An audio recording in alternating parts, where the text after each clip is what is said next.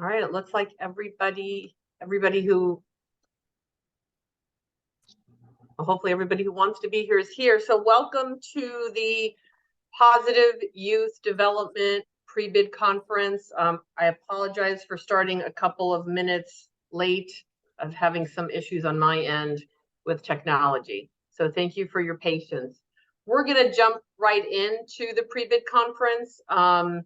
We have a packed agenda for you, so hopefully you can stay until the end of the conference, the pre-bid conference. Wanted to remind you guys that once the conference ends and we let you know pre-bid conference is ended, we can only accept questions from that point forward through the CAPS portal. You would go into that portal and just go to, I think it's the Ask a Question tab, and then ask us the question, and it will come to us. And then when we complete the pre-bid question and answer document, we'll have all those questions in there. So just wanted to let you know, even when the conference ends, there is going to be an opportunity for you guys to send in additional questions if you have them. So as I always do, I forget to introduce myself. My name is Maria Juarez. I'm the Chief Program Officer at CSC. And I am also wanted to remind you that the Q&A document is what you should be referencing. So we'll have obviously questions and answers during the pre-bid conference. When we're not 100% sure of the answer, our response is going to be, we're going to answer that in writing. And that'll give us an opportunity to do some research and to come back with the clearest answer for you possible. The Q&A document is not a word-for-word transcription of this meeting. We summarize your question, and sometimes to make it clear, and then we may add more to our answer if we feel it's going to help you. We'll add more to the answer that we provided during this meeting. So the Q&A document supersedes this meeting. So I just want you to please check that Q&A document when it becomes available. Okay. And let me see. So, so next we're going to start the review of the Positive Youth Development Procurement. I'm going to turn it over to Tricia Dowell, who is an Assistant Director in the Program Services Department. And Tricia is going to start with some general information for you. Start by discussing the cone of silence, which if you have the document in front of you, it's on page 34. Thank you, Maria. Good afternoon, everybody. My name is Tricia Dowell. I'm one of the Assistant Directors in Program Services. And you can follow along on the screen, or if you have the document in front of you, we are going to be starting on page 34 with the cone of silence. So as soon as a procurement is advertised, CSC staff are under a cone of silence. So the only time we can answer verbal questions about the procurement is now during this pre-bid conference. And the only time we can accept written questions is during the period for submission of written question via the CAPS system. So for this procurement, that period to accept written questions will start today at 4 o'clock. So basically at the end of this pre-bid conference until Friday, December 1st at 4 p.m. So once December 1st at 4 o'clock comes, we will not be able to accept any written questions after that. Moving on to the pre-bid conference. This is your one opportunity to have live interaction with the staff for the Positive Youth Development RFP. As I said, if you do have a question that comes up after we end the pre-bid today, you can submit it via writing between 4 o'clock today and 4 o'clock on Friday. In order to do that, you need to go into the CAPS system and you'll see a tab at the top of your application that says Ask a Question. You won't see that now for anyone who's already started an application. That function won't turn on until 4 o'clock today, but at 4 o'clock you will see that, and that's the portal you'll use to ask any questions. We cannot accept any emailed questions. And we will submit a response to all the written questions and all the verbal questions from this pre-bid that will be posted in CAPS under the solicitation attachments by December the 11th. And we do strongly encourage you to review the Q&A document once it becomes available. You will have to actually go into CAPS under solicitation attachments and get the document from there. And I will show you a little bit later in my presentation where you can find it. We're going to move to the terms of agreement in the core contract, which is on page 36 and 37. So the initial term of this contract will be August 1st, 2024 through September 30th, 2025, unless a startup period is required, and then the start date may be June or July 1st. There'll be some discussion later with some of the other presenters about that startup period.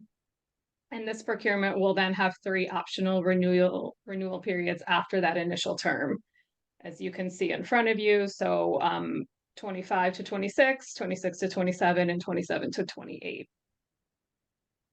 At the end of that section, there's language regarding our core contract. And the template for the core contract can be found in attachment 14. Julie, if you can just scroll down, I think it's starting the next page. Yeah. So we just want to make clear that the terms and conditions of our core contract are not negotiable. So please ensure that you read our core contract and you're comfortable with what's in there. If you do get recommended for funding, you cannot then come and say, you know, there's things in here that we can't do, or these things don't work for us. It's not a negotiable document. So please ensure your organization has reviewed it and is prepared to implement it. And then I'm going to go to page 40, which is the conflict of interest. All right, so if you believe you have a conflict of interest as an applicant, you must disclose the nature and the existence of this conflict. In the application, there is a question that will ask you about a conflict of interest. So you just have to make sure that you put any potential conflict of interest in there. And that question goes into further detail about what a conflict would be. And then the next page, the application rating tool. So we just want to let everyone know that we do have rating tools that were created for all 4 of the procurements that are covered under PYD. So for youth force, LEAP, high step, and inclusion supports. This rating tool is what the raters receive and what they use when they're rating your application. So we strongly recommend that you review that rating tool and compare it to your answers and ensure your answers are within the parameters of the rating tool. So all 4 of the rating tools can be found in the attachment section. And as I said, there's one for each area. So my last section that I'm going to cover is the CAPS system. So if you go to page 34 and 35, you'll see a section on CAPS. This is our web-based system for submission and rating of procurement applications. There is a video available on the CSE website and within the actual procurement on how to navigate the system, which I'm going to show you in a second.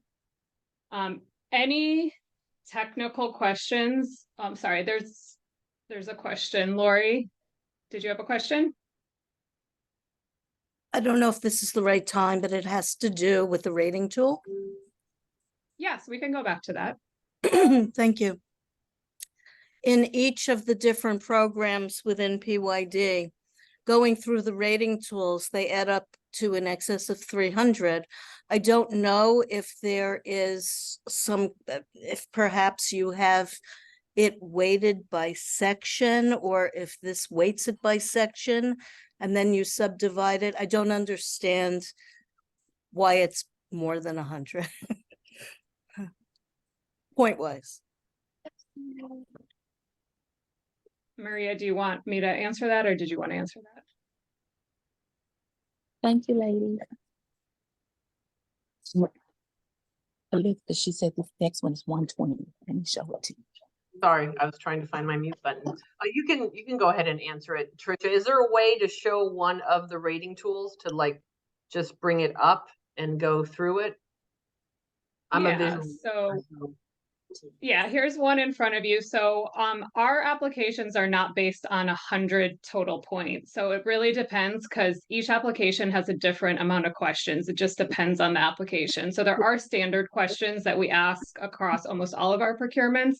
But then when we're asking questions like specific to the program design or some of the other areas, the number of questions fluctuate. And so each question typically has a maximum points of either 15 or 10. So it's really, the questions are weighted slightly differently. So some of them will be a 10 point, some of them will be a 15 point. So each application is going to have a different total number of points. So when we're looking at applications and when we get to the rating committees, we're looking at scores across like areas. So we're looking at all of Youth Force together, all of LEPI together. So they all have the same total number of possible points, even if the point total is different between different areas like Youth Force and LEPI, for example. Does that answer your question? I see what you're getting at. Within each program, they have their own discrete scale. Within the scale, you'll have your curve derived based upon the submissions. Correct. Got it. Thank you. Appreciate No it. problem. Any other questions about the other things I covered before I go back to the CAP system? Seeing any, so okay, so technical questions. So if you have a technical question about how to use the CAP system, you can submit those questions to our help desk, which is helpdesk@cscbroward.org. Those can be submitted up until the due date of the application. For this procurement, the due date is January 18th at 4 p.m.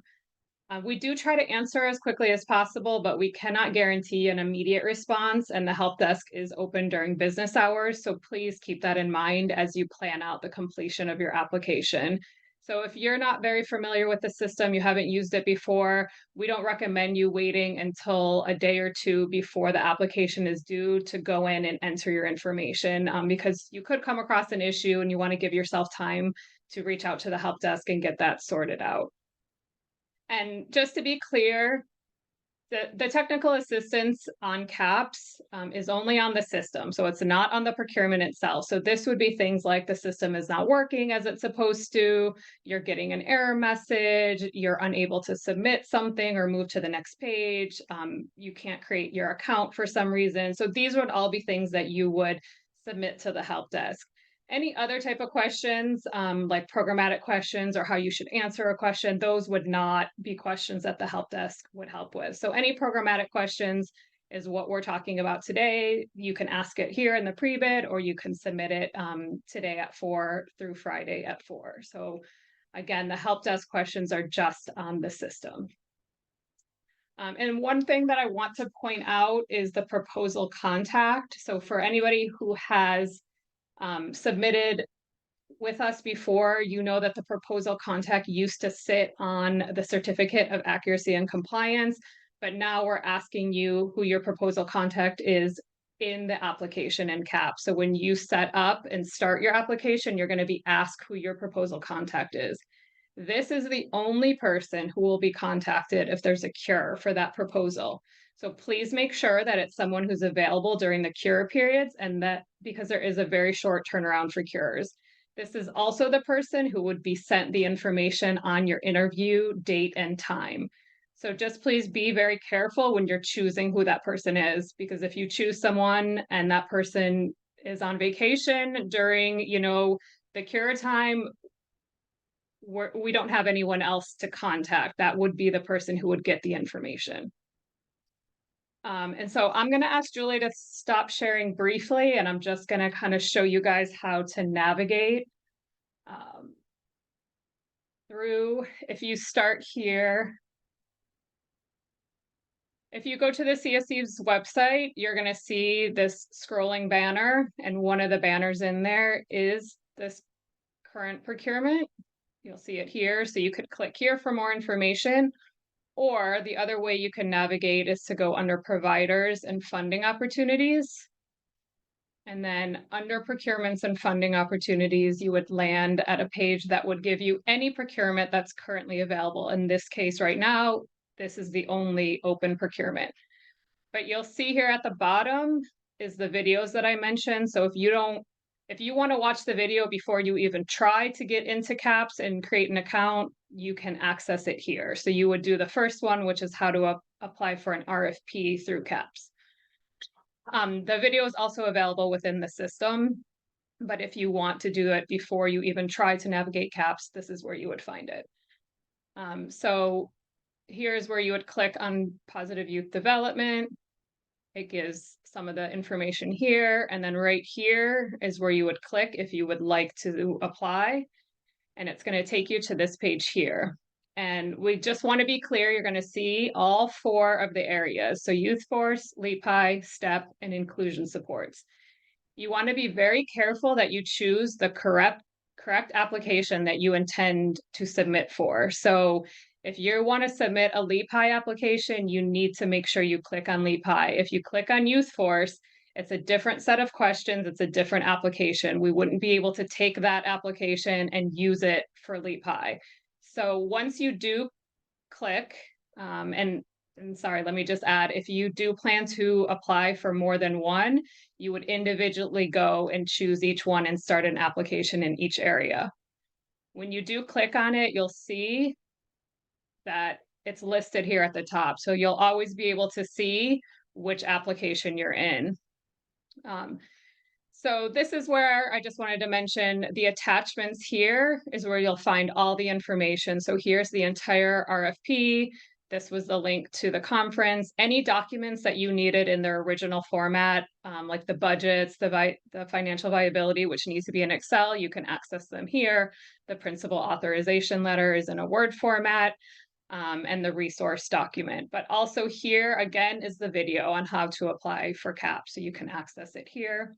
And this is also the place where the Q&A document will be posted. So when I said you would have to go in CAPS to find it, after we post it on December 11th, when you go to this section of all the areas, you would find it posted here. And once you, again, on this page, you'll see the attachments, you'll see the timeline. And then if you do want to confirm that you want to start an application for STEP or whichever one you've chosen, you would just click this blue button to start an application, and then it would start to walk you through the process of setting up your account and going through the application. So any questions on the CAPS system?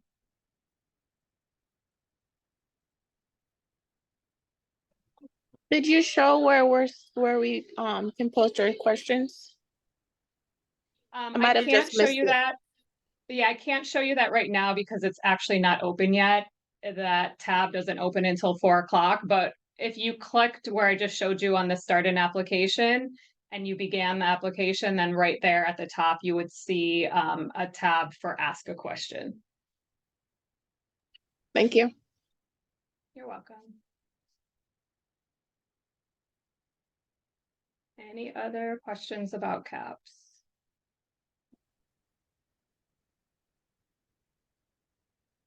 Okay, I'm not seeing any. If you think of one later during the pre-bid, then feel free to ask. But for now, I'm going to turn it over to Dion and Jill, who are going to talk more specifically about the positive youth development. All right, thank you, Tricia. Can everyone hear me? Yes, all right, thank you. I'm trying some new headphones, so I don't want to you all to miss out on the conversation. Welcome everyone. Thank you for joining us again. We're really excited to have this procurement out and available. I'm going to go over the timeline, who may apply, and the budgeted amount. And then I'm going to turn it over to Jill. I am Dion Smith, Director of Program Services, and I oversee all of our out-of-school time services here at CSE. Starting at the top, if you're not aware, it is already on the street. So if you're interested, please, as Tricia showed you, how to log in and access the RFP. I encourage you to do that. We're here today at the Bidders Conference. As Tricia shared before, we are opening the Q&A period as of 4 o'clock today. It will be available through the 1st of December at 4 p.m. I am strongly encouraging any member of your team who may have input on the RFP, you encourage them to read it in advance of the deadline, because once December 1st, 4 p.m. hits, your opportunity to ask clarifying questions will close at that time. You can anticipate that we will have responses to all questions available by December 11th. And Tricia walked you through how to access those responses in the system.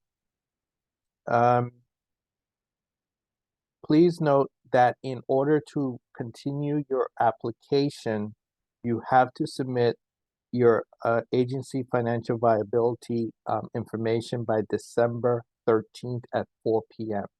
This will stop your application if it is not submitted by that time. So please, please, please put that on your calendars today so that we do not miss out on your opportunity to proceed forward. The window in which we will do the financial reviews is from December 13th to the 8th of January. Please note that you will receive notice on your financial status by the 19th of December. Should you not be awarded full unrestricted award, you may be in need of securing a fiscal sponsor to proceed forward. You will need to have those audited financials submitted by January 8th at 4 p.m. The deadline for submitting the application in our CAP system is January 18th at 4 p.m. No exceptions, not 401. I suggest that you plan to submit before 4 p.m. Not at 3:58. We're about to hit the button. That's when your internet goes out and then you've missed your opportunity. There is no fix, lack of another set of words, for those technical things happening on your end. So please, please, please plan in advance of the 4 p.m. deadline. Our notice of cures and fatal flaw is between January 19th and the 30th of January. Interviews are scheduled for March 13th through the 20th, as Tricia shared earlier. The person you've identified in your application as a contact will receive those details. So please make sure that if they plan on being on vacation, someone is checking their emails so that you do not miss out on your interview period. And everyone wants to know, well, when do we know whether we got the money? At our April 18th council meeting, that's where we will bring the recommendations forward. And shortly after, we will begin those negotiation with providers to have services up and running for August 1st. Understanding that some may need a startup period of either June 1st, July 1st, depending upon whether you're an existing provider or brand new to us. So then the question becomes, who may apply? Qualified applicants include nonprofit organizations, and this is on page 5 for those following along. Nonprofit organizations, for-profit organizations, qualified to do business in the state of Florida, or government entities. You may need to provide proof of status upon request by the staff. Due to statutory constraints, we are prohibited from funding the Department of Education. Therefore, the school board of Broward County, including charter schools, are not eligible to apply. If you have questions about your status with us and your ability to receive email notifications, please use the link at the bottom of that section, help desk at CSC Broward, and they will work through with you to make sure that you are able to receive notifications from us. And then finally, funding availability. We are anticipating approximately $19.4 million for the the four following programs: Youth Force, Leap High, STEP.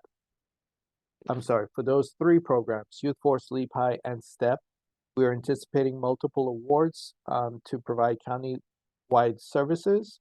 And then our last area we're procuring is inclusion supports, and we've reserved approximately $125,000, and we anticipate one award for that service. And that concludes my presentation, and I'll turn it over to Jill Dennis-Lee to talk you through the components of the procurement.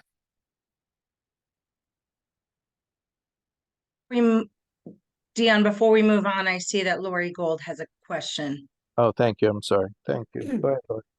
Hi, thank you so much, Dion. That was really helpful. My question is, within the 19.4 million that you've allocated to the three programs, do you have any sense for where your needs are or how you might subdivide it between the three? Maria? We'll answer that in writing, Lori. Okay, thank you very much. Any other questions before we move on? Okay, so again, my name is Jill Dennis-Lee. I am one of the assistant directors of program services, and I oversee all of our positive youth development programs. So thank you so much for being here. Before I get into the specifics of the three program areas, I'm going to talk about just some required program parameters, and they start on the bottom of page 5, which is shared here on the screen. And first, I'm going to speak to attachment 22, which you don't have to go to that, Julie, but attachment 22 is the eligible school list. So for Youth Force services and Leap High services, they are available to be proposed at any of the schools that are on the eligible school list, which includes both district schools and charter schools. STEP services may be proposed at any district or charter school where there's a demonstrated need and principal support. So again, for STEP programming, they do not have to be on the eligible school list, but they do for both Youth Force and Leap High. We wanted to make note of the fact that there are many eligible schools listed on the eligible school list, and it's CSC's preference to serve as many different sites as possible countywide. So we strongly encourage applicants to reach out to sites that don't currently host a PYD program and who need and want a PYD program. Only under very limited circumstances might CSC consider funding 2 of the same type of programs at the same site. So for any school site that is proposed, there is a principal authorization letter that needs to be signed off by the principal and included in your application. And that is also included in the attachments. That's attachment 23. And for any provider that is interested in offering services on a Broward County public school site, they do have to be eligible to do so by being awarded under the before and after school child care procurement. So in order to be funded by CSC to provide services on the school board site, you first have to be an approved vendor through Broward County Public Schools. Next, under the list of parameters, it goes into the fees that are required to be on Broward County school campuses. And I'm going to talk more about that in the budget section, but it is listed here, and there is an attachment that speaks to all of those required fees. So next on the list of parameters, we talk about community sites.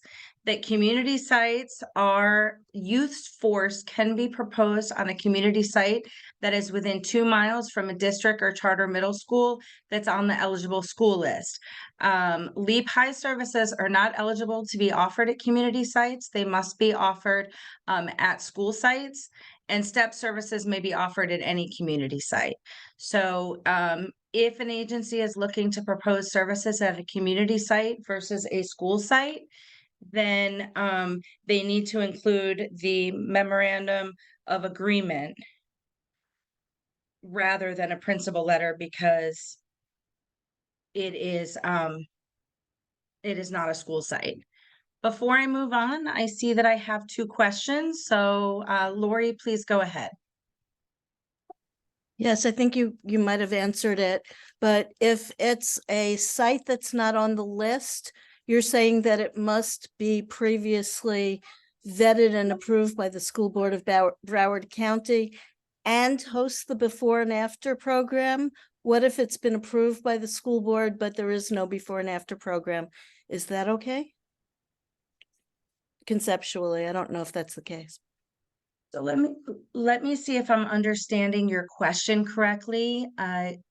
You're asking if there is a school that is not on our list of eligible schools, is there an opportunity to propose a program at the site?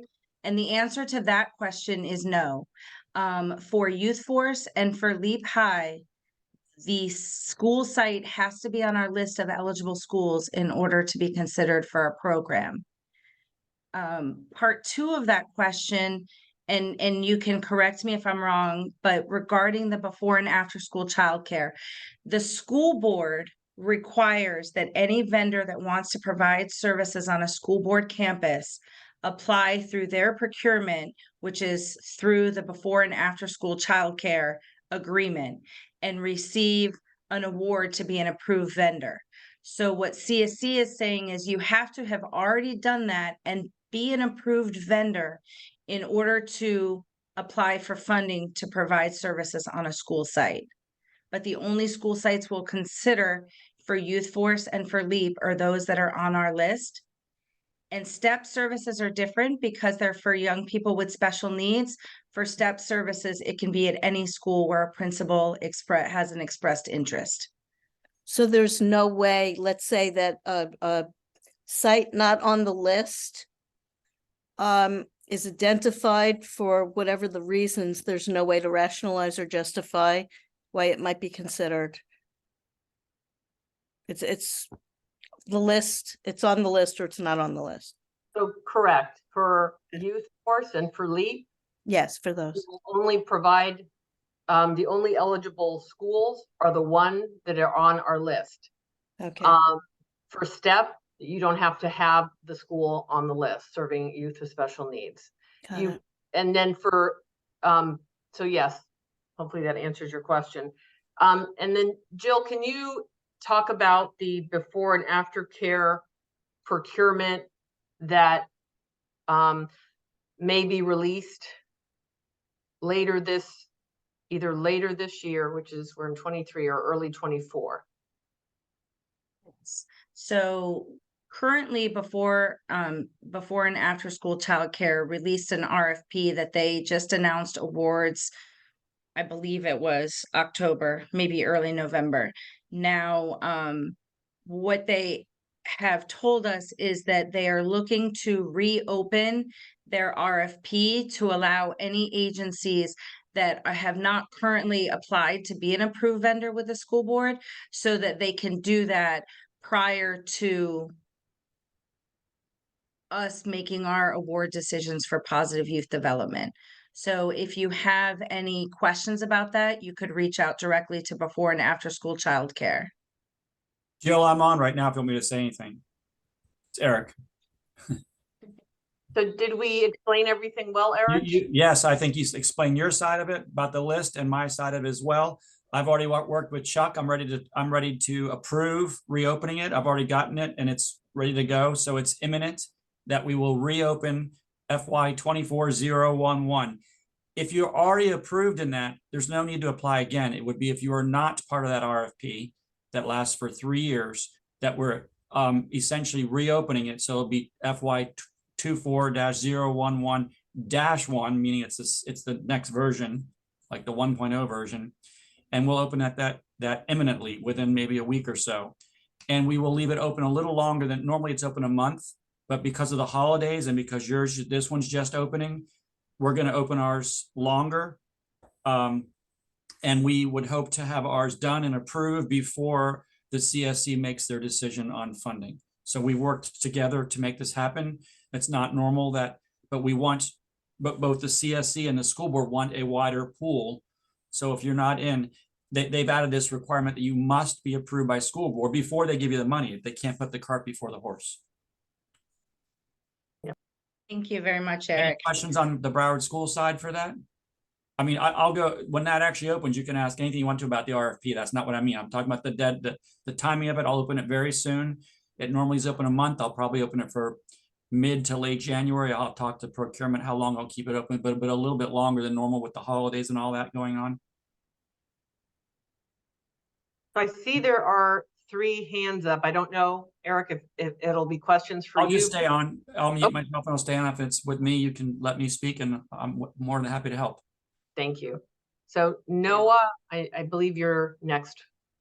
Thank you kindly. I just wanted to clarify the eligible schools list in reference to schools that may already have positive youth development programming. Is there such a list that exists? That way we can avoid duplicating services when we're reaching out to schools to partner with? So all of our positive youth development programs will sunset at the end of summer. Jill, correct me if I'm wrong, my years. Summer 20. They will sunset at the summer 2024, which means that at the start of this new RFP, then all program like all sites would need new contracts. Additionally, if you are curious as to who is currently funded, you could look on our website at our funded program directory. Okay, very well. Thank you. Donna, I believe you're next. Yeah, I noticed that for Youth Force and LEPI, they don't have any specific language addressing special needs youth. In reference to the site locations for community site providers, what I understand in writing is that we need to be within a 2-mile radius of a partnering school. Is that accurate for special needs youth that might come from multiple areas that might expand beyond that 2-mile radius and or even schools on the list? Would special needs youth have access to programming outside of the radius as well as the identified schools? Donna, we'll answer that in writing. And Nella, I believe you're next. Yes, hi Jill. I just want to clarify, when you were explaining about the sites that are part of the eligible schools, those sites that have that they don't have after school, but probably they have 2 or 3 locations. So are we going to be able to apply for those even in different locations? It's only 2 locations are allowable. Let's say one side without after school, right? One of the eligible schools, they don't have after school, but they have 2 addresses, 2 different, like one charter school and 2 addresses. We can apply for, to serve in 2 locations. Is that possible? I'm not sure I understand your question, but as a provider, you can propose to serve as many sites as you're interested in proposing for. Does that answer your question? Yes, thank you. Okay. Rashida, I believe you're next. Let me just add to what you just said.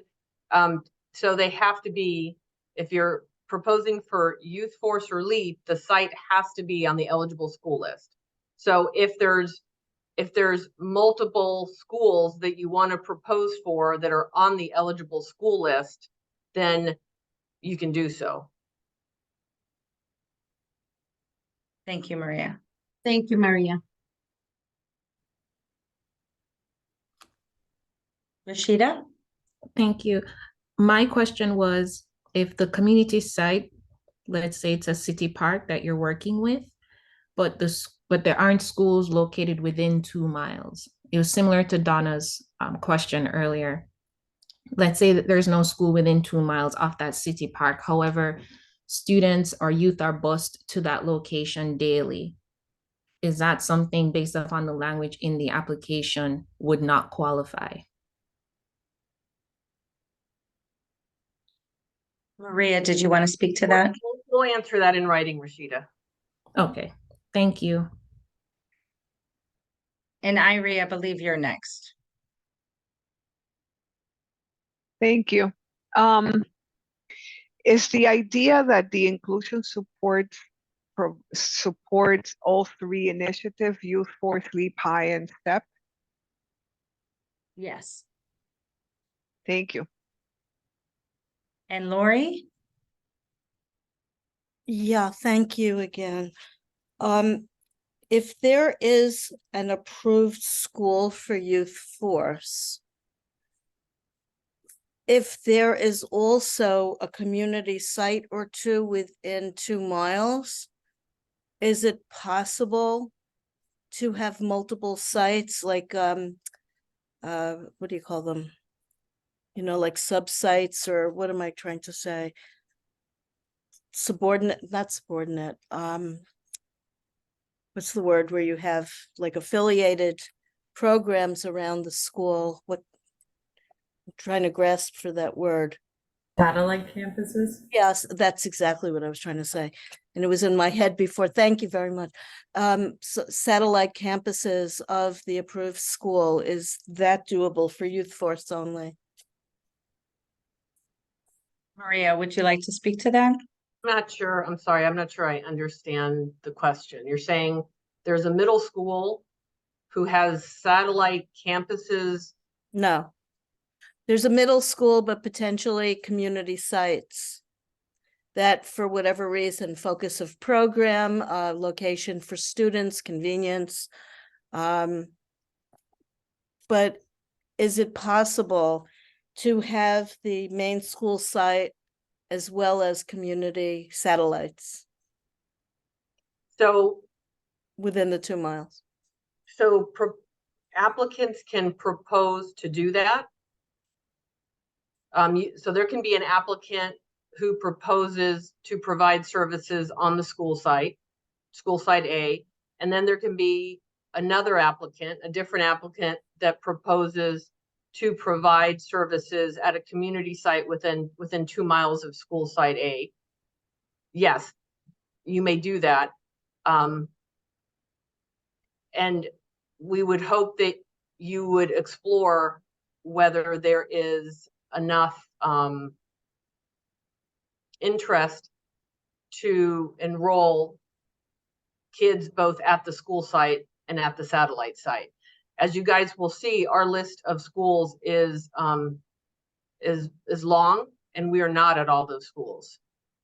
But yes, you can do that. You can make that kind of proposal.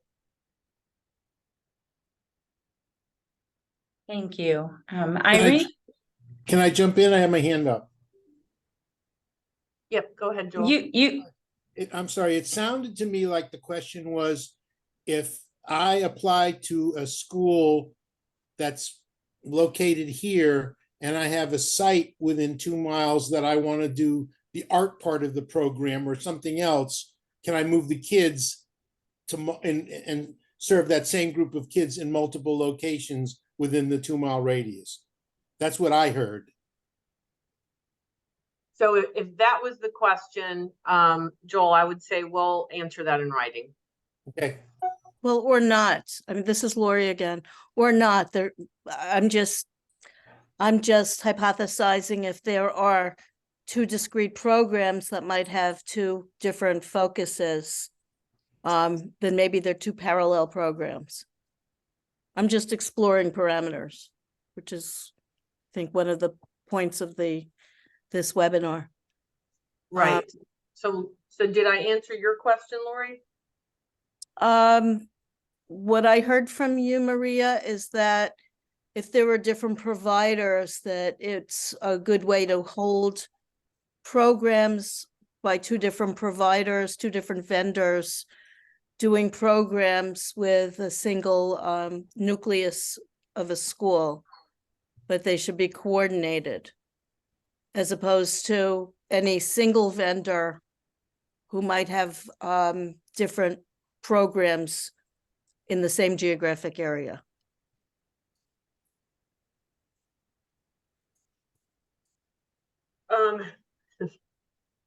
So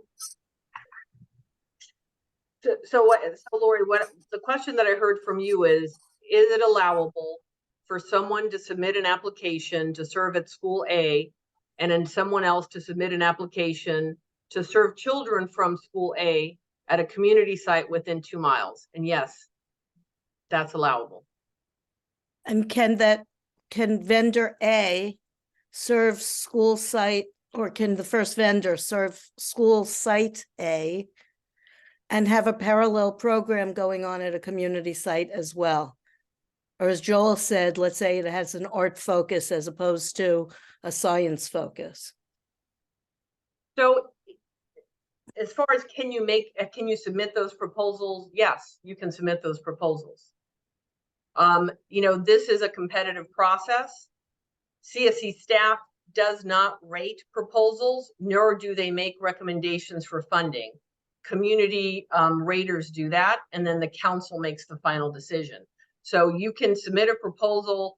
You know, if you're an applicant, you can submit a proposal to serve school A and then submit a second proposal, the same applicant, to provide a community program for school A children 2 miles away. Yes, you are allowed to do that.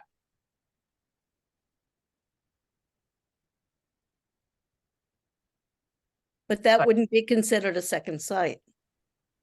No, I guess not. It'd be too.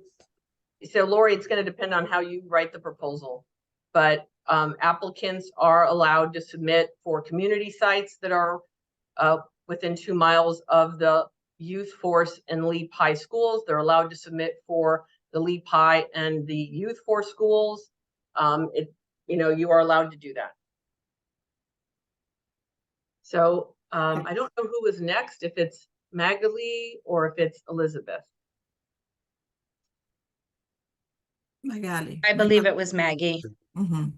Hi, good afternoon, everyone. I had a quick question. Are the principals allowed to give support letters to any provider requesting it? Or will the principal will have the ultimate decision to decide which provider they would allow to be in the school? So Maggie, can you repeat the question one more time? Just a follow up to that question, if you have two providers that want to target the same school, one might be a community center and then the other one is within the school, will the principal be able to give both providers a support letter, or will the principal have to decide and choose who they want to give that support letter to? So the principal isn't restricted on how many support letters they sign. Okay. So that was part of your question. So if, let's say I don't know, if the principal signs multiple support letters and for the same, you know, and multiple agencies are recommended for funding by the rating committee, if that were to happen, then the principal would be the decider on which of the multiple agencies who's recommended for funding would be able to provide the after-school program and the summer program on their site. And what happens to the other providers that are approved and now not allowed to go to the school where they thought they were going to be providing the service? Right. Well, providers need to talk to the principals and ensure that the principal wants them on their site. So as we previously stated, our intention is to serve as many schools and community sites as possible. That's would be what we want to do. So definitely make sure you're talking to the principals and finding out if they really want you on their site, versus if they're signing multiple letters and there's really already one person, one agency who they're interested in. All right, thank you. You're welcome. Hey, and Elizabeth. Yes, I have a question regarding number 2. It says here, and Jill said it, that you strongly encourage applicants to reach out to sites that do not currently host a PYD program and who need and want a program. What about reaching out to sites that currently have one? Because it's been the experience in the past that we have swapped sites with other providers, because the population in the school changes and you may find a better fit for one provider than the other. The bottom line is to serve the best way we can as many children as possible. So how about reaching out to schools that already have a provider? So Elizabeth, to answer your question, Eric, can you speak to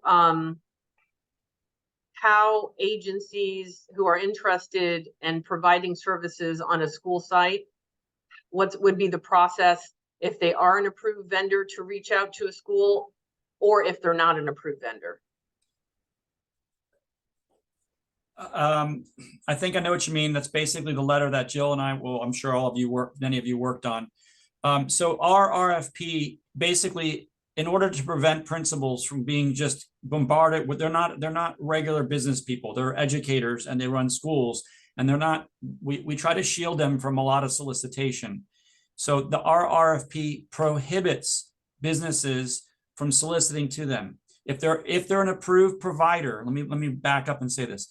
If they're an approved provider, they can't just go out and start cold calling principals and say, pick me, because we're trying to prevent that. So the principal has to reach out to you, or the principal's designee has to reach out to you all. And that's what the CSC and I composed a letter together, and we sent it to all the principals. I'm speaking at a principal meeting to the middle school and elementary principals on December 14th, telling them, get with any of these companies, and we gave them, told them they can contact them, and once the principal reaches out, then you may communicate with them freely. But we can only restrict approved providers are not allowed to contact principals. So if you're not an approved provider, technically you are allowed to call them. I'll just be transparent. So, and the principals will also clearly know, the letter said, and I will say it again, all of these programs are sunsetting at the end of this summer. So their existing or new ones would have to apply in order to be in. So they know that as well. So I don't know. I think I answered it. Yes, you did. Thank you. That helps. And Elizabeth, I'll add that we also communicated with every charter school that's on our eligible school list and let them know that this opportunity is available to them, and there may be agencies that reach out to them. Perfect. Thank you. You're welcome. Okay, so if we don't have any other questions, I'm going to move back to parameters. We're at number 10, which is about the youth to staff ratio. So for Youth Force and Leap High programs, we are requiring a 1:25 ratio for success coaches to youth. And programs must have a minimum of 25 youth to serve at a site, and program size should be increased in increments of 25 to align with the proper staffing patterns. For STEP programs, the ratio of success coach to youth is 1:8. That means a program would have to have a minimum of 8 youth in order to be established at a site, and that we want programs to be increased in increments of 8, again, to align with the staffing patterns. During summer for STEP programs, the job coach to youth ratio is 1:4 to provide the proper support for young people in their employment experiences. And lastly, in that youth to staff section, we just make a point of stating that there should always be a minimum of 2 staff members with youth during program hours, and that is applicable across all of our programs. Next, under parameters, moving on to page 7, just speaks to any curriculum that you are proposing, whether it be for one of your enrichment areas or in Youth Force, the top program is required.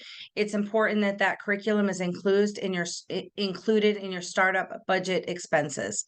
Additionally, CSC is now requiring electronic sign-in and sign-out of use, so a minimum of 1 laptop or tablet per proposed site, and MiFi, if needed, must be included in that startup budget. So just to think of as you're drafting your budget. Andy, I see you have a question. Quick question on the 25-to-1 ratio. I know this doesn't apply to a lot of the programs, but with Broward Up, are we adjusting their ratio as well? Because like if we have a school that has youth force and has Broward Up and the totals are 95, because Broward Up is 35, then all of a sudden, if we go to 100, we can add that extra coach across the 100 students. Whereas if we have to leave up at 35, then that's the ratios are different. So just want to ask that question to see what your answer is. Andy, Maria, I don't know if you want to speak to it. I was going to say we'd answer in writing. Okay. Okay. Thank you, Andy. Mm-hmm. All right. So moving on to the days of programming. For Youth Force, you can propose a minimum of 4 days or up to 5 days a week, and a minimum of 2 hours a day, up to 4 hours a day. And of course, that depends on the hours at the school where you're proposing. And for summer, you can propose between 6 to 8 weeks, a minimum of 6 hours a day. And whether you're operating a 4-day or a 5-day schedule for summer, probably will align with what you're doing for the school year.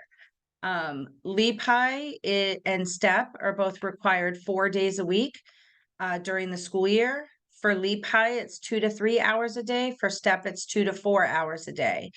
And for LEAP in the summer, it's the 6 to 8 weeks and 4 days a week, minimum 2 hours a day for LEPI. And for STEP, it's different because it is a employment opportunity and it's a 7-week employment opportunity.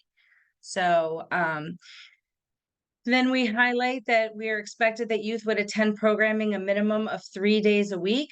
So applicants should take this into consideration when proposing number of youth served. So we understand that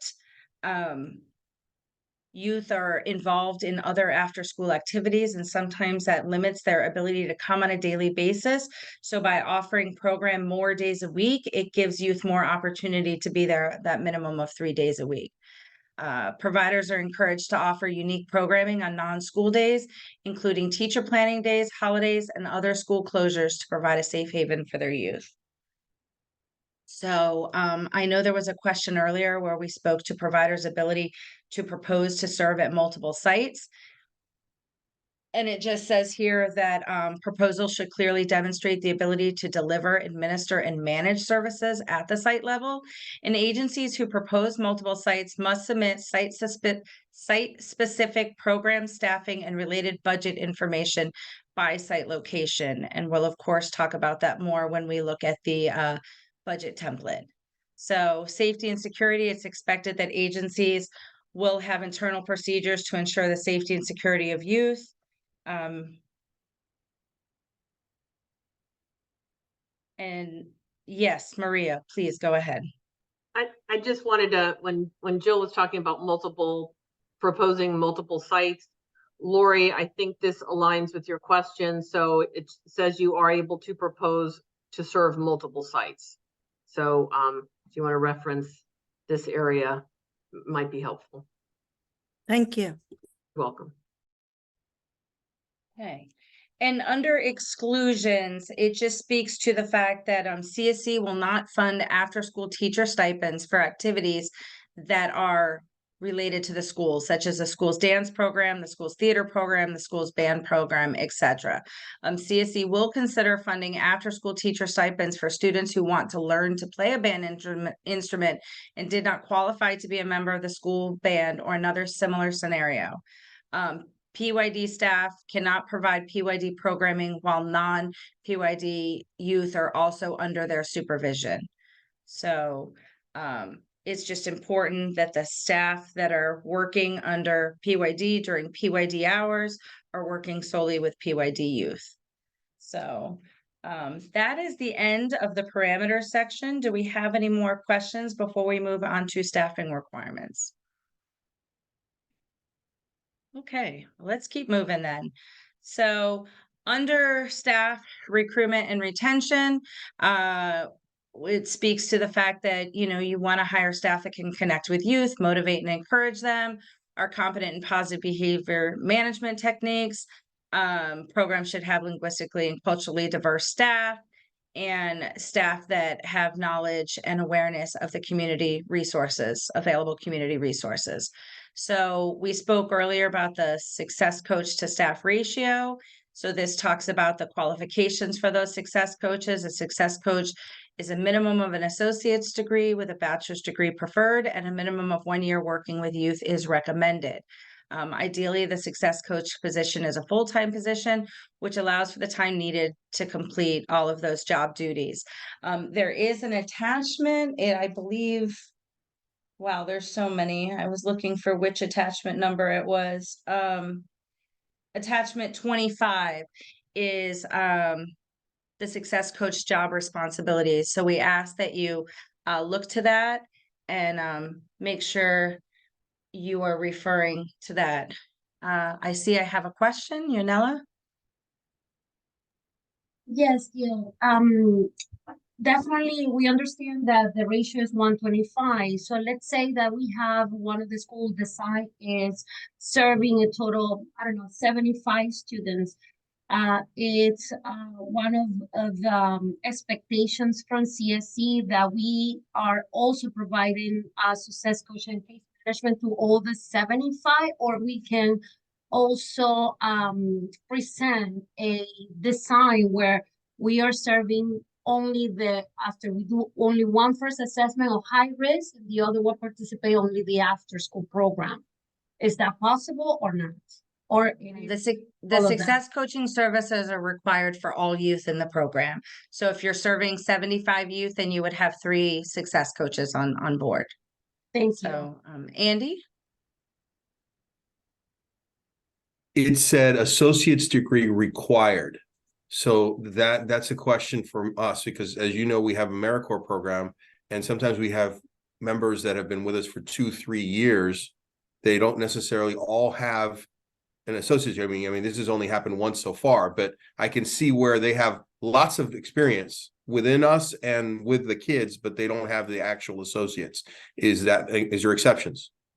I apologize if I misspoke. If Julie, if you could scroll back to the requirements, what it says is a minimum of associates and a minimum of 1 year working.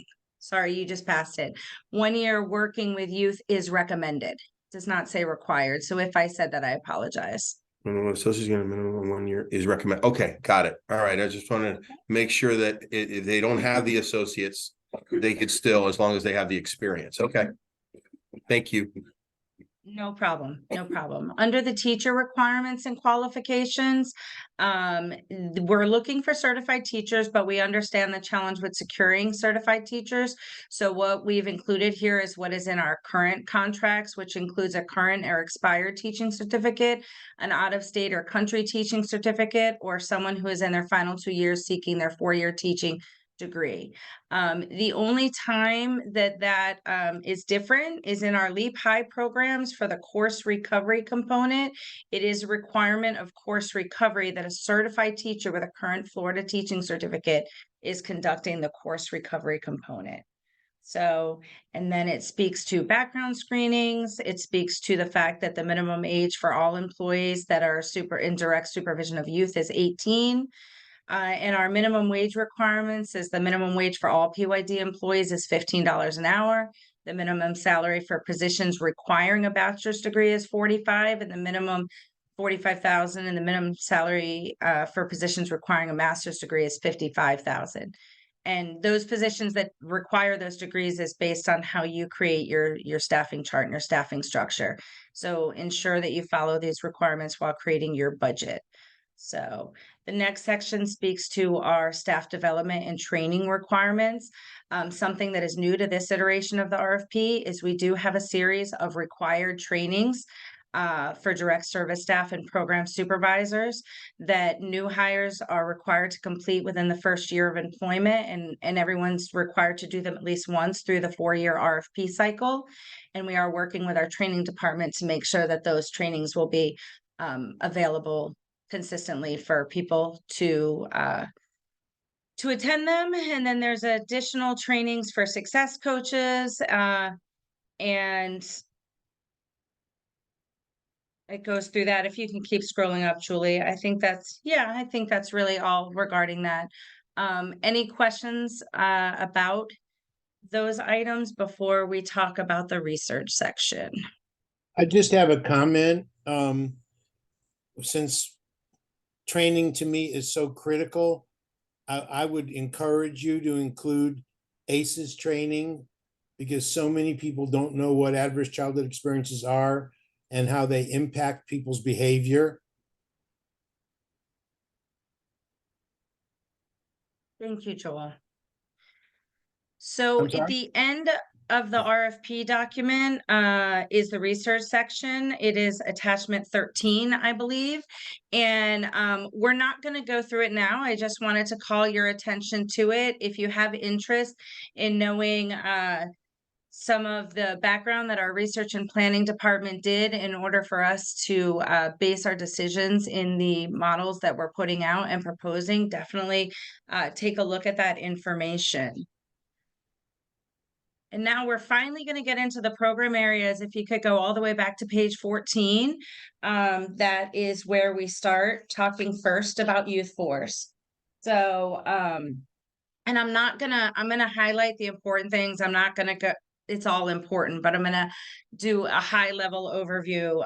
As far as the desired population for youth force, we spoke earlier about the program having a minimum of 25 youth, and that we ask that you increase your contracted numbers in cohorts of 25 to align with the staffing pattern. As far as desired population, it's youth who need additional supports to develop resiliency, improve family dynamics, increase their positive decision-making skills, and enhance their pro-social relationships. Youth that need academic supports with school documentational behavioral problems with little or no attachment to school, and the LGBTQ youth who are struggling with issues related to sexual orientation, gender identity, and gender expression. So moving into the program components, under required components for the school year, there is academic supports that are required on a daily basis. There is no longer a minimum time requirement, but we do ask that you're providing academic supports, homework assistance, and supplemental educational activities on a regular basis. Success coaching is also required for all young people in the program. And that, of course, starts with the intake and the strengths discovery assessment. And that's where you're evaluating the young people that come into the programming and making a determination on the level of supports needed. This is where if they need additional supports, you would refer, say, additional mental health supports, counseling, you would connect them to resources in the community.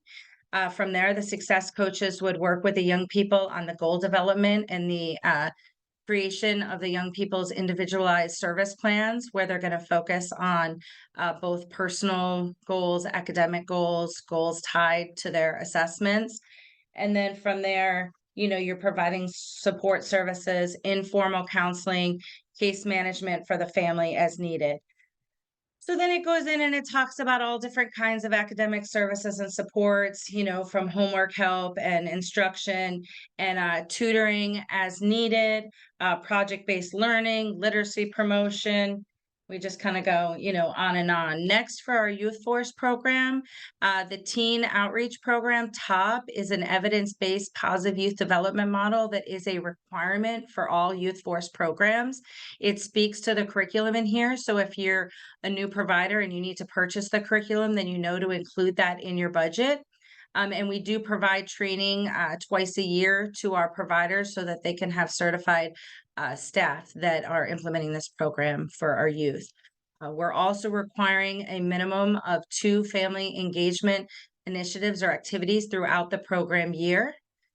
We do require regular healthy snacks and meals, and there's information here about applying for funding for those meals through the state. And it also talks about the meals for the summer portion. And then we move into the enrichment components. The enrichment components is different than how we're currently doing things. And what we have done is we've created an umbrella of activities under 5 areas: physical health and nutrition, career exposure, mindfulness and resiliency, environmental well-being, and civic engagement. These are all umbrella areas in which we all know young people can benefit from services and programs in these areas. But rather than mandate the minimum number of activities or the minimum number of days or minimum number of hours for each of these programs in each of these areas, we're asking the providers to take a look at the areas in which you're proposing, take a look at the needs of the community and the best ways that you can serve the youth that you're proposing to serve, and design a structure for the entire program year of what your enrichment components will look like. You are required to focus on a minimum of 1 enrichment area during the school year and a minimum of 2 during the summer. It does not mean that you are limited to 1 during the school year and 2 during the summer. That is the minimum requirement. And what we're looking for is an opportunity for providers to be creative in finding ways to expose their young people to things that will really captivate them and get them interested in coming to program on a regular basis, and expose them to opportunities that they may not otherwise have the opportunity to learn about and be involved in. The other piece we speak to in this section is about youth voice and the importance of youth having a say in what activities are going on in their after-school program, in the hopes that by the youth being involved in the development of their program, there will be more buy-in for that regular attendance and that regular participation. So I know I just went through a whole lot of things kind of quickly. So I'm going to pause for a moment. And if there's any questions regarding anything in that area, or Maria, if there's something I left out that you want to make sure I speak to. No, you did a great job, Jill. I'm happy to see all the questions were up front. One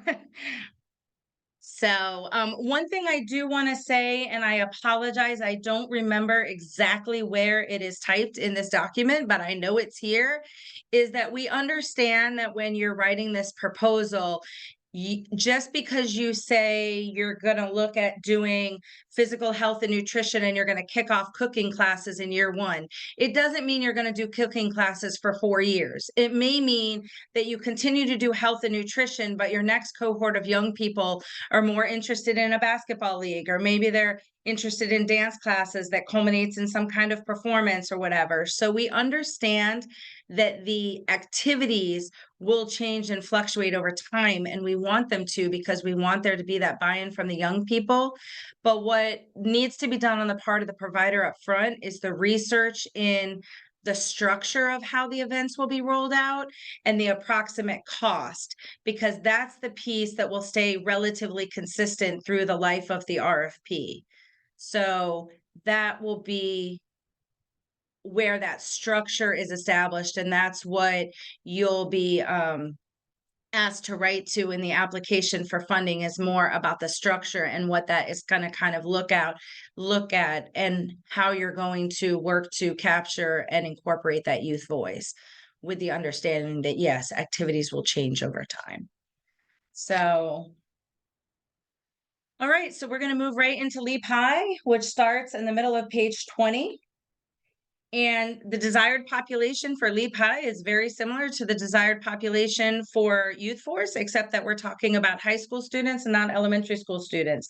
So in youth who are reading below grade level or in need of academic support, youth that are in need of course credit recovery services with school documentation of behavioral problems, little or no attachment to school, and LGBTQ youth who are struggling with issues related to sexual orientation, gender identity, and gender expression.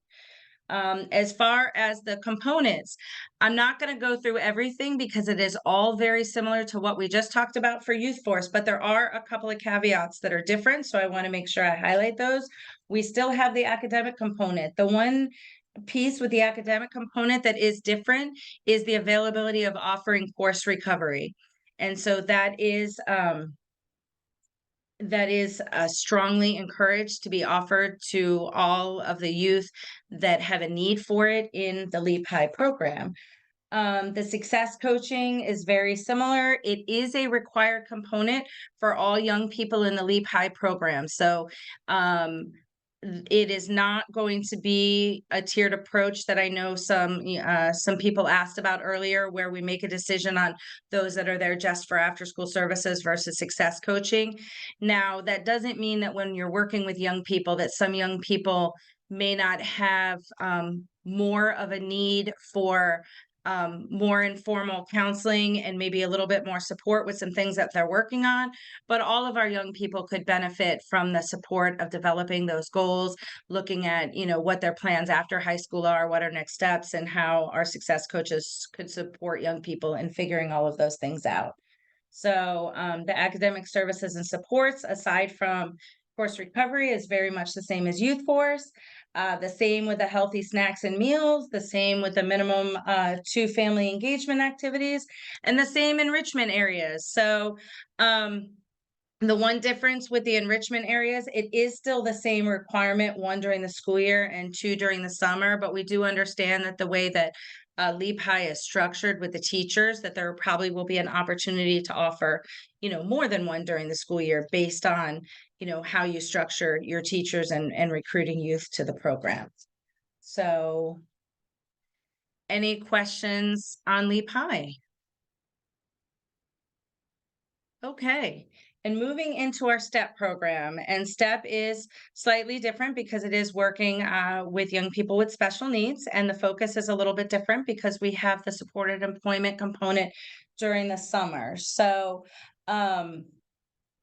as far as desired populations, the ages for STEP are going to be 15 through 21.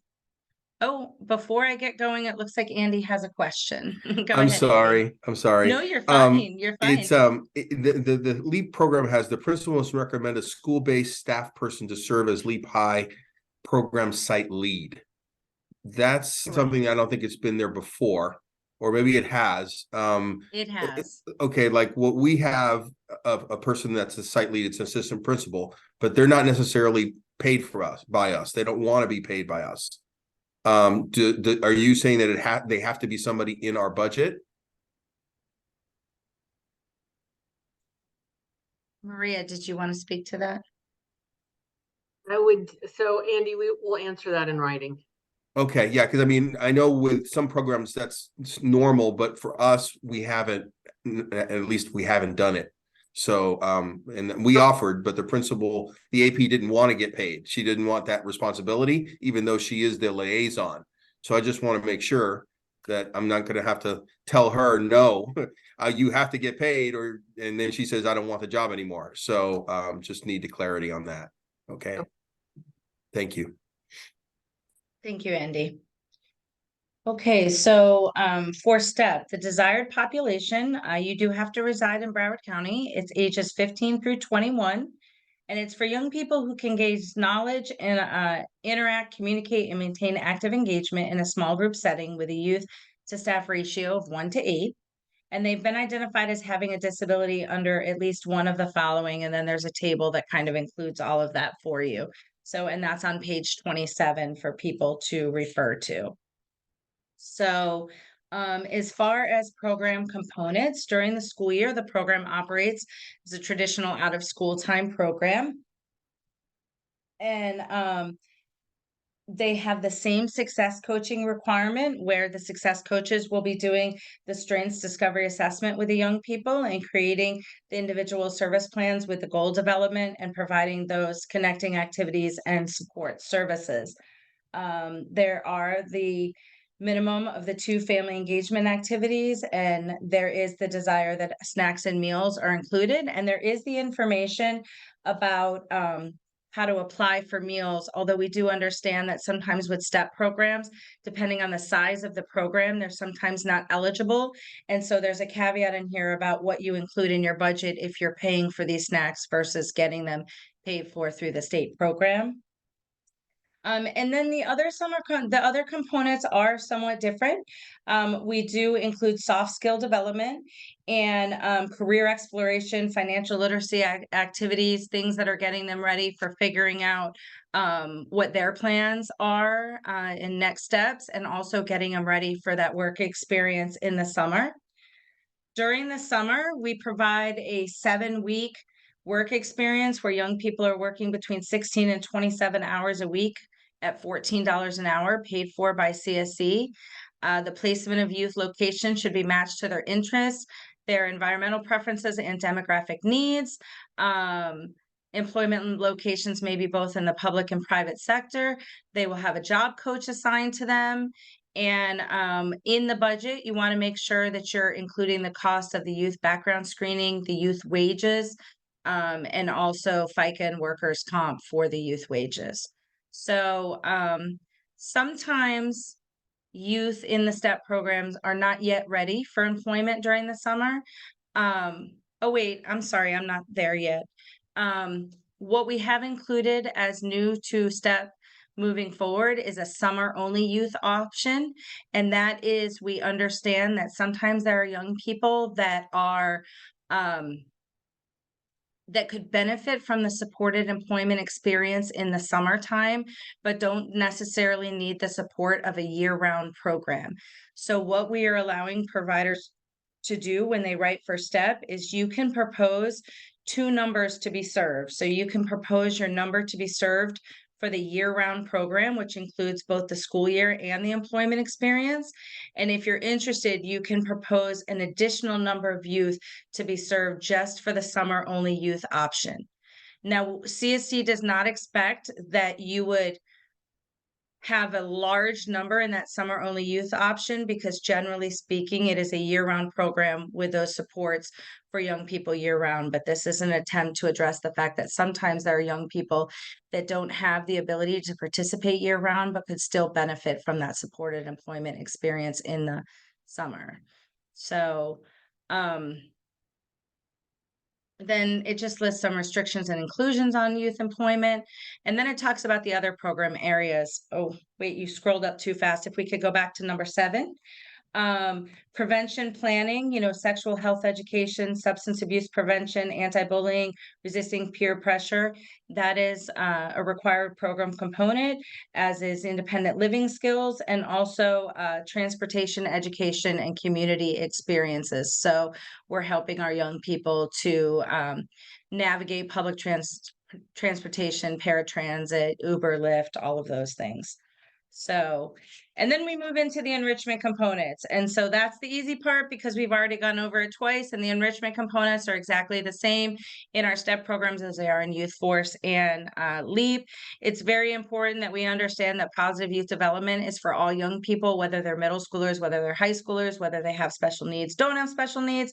And so the same requirements exist, where it's a minimum of 1 during the school year, not 2 during the summer, because they're working during the summer. And so the makeup of the program is different.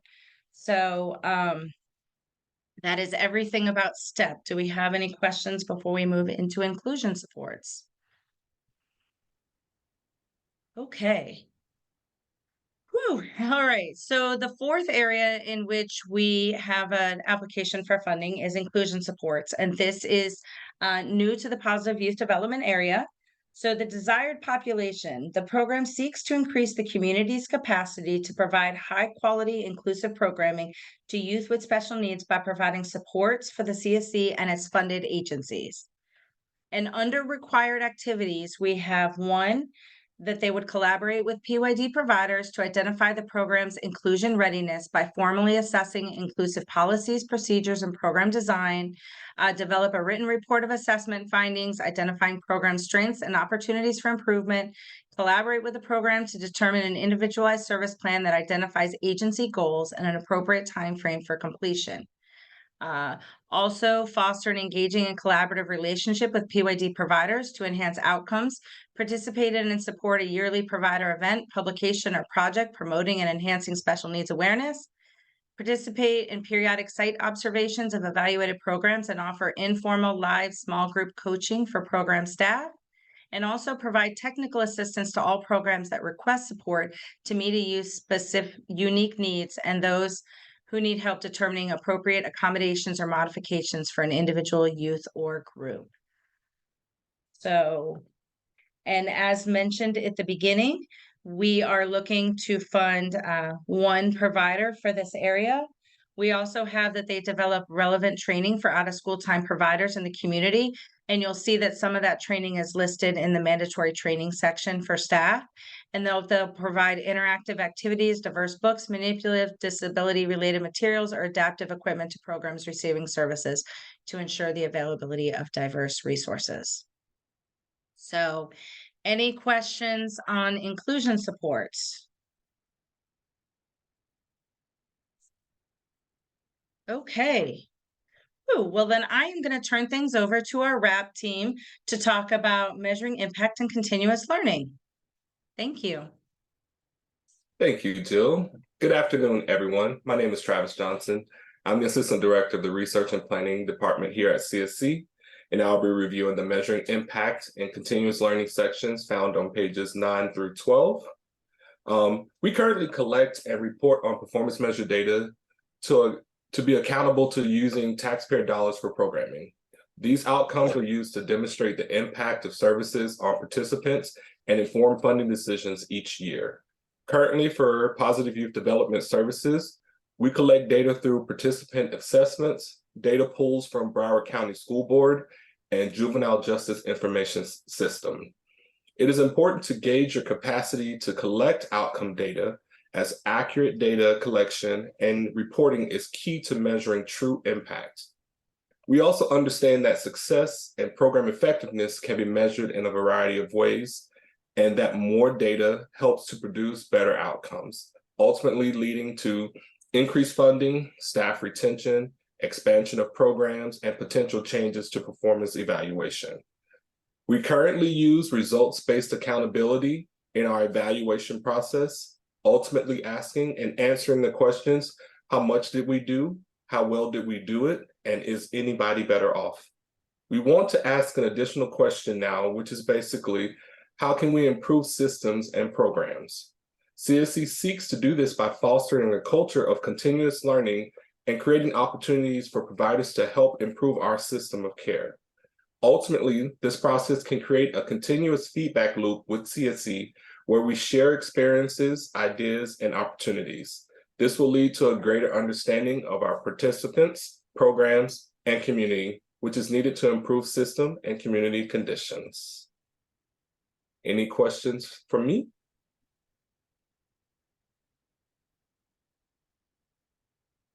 I see none, so I will turn it over to Alicia. Thanks, Travis.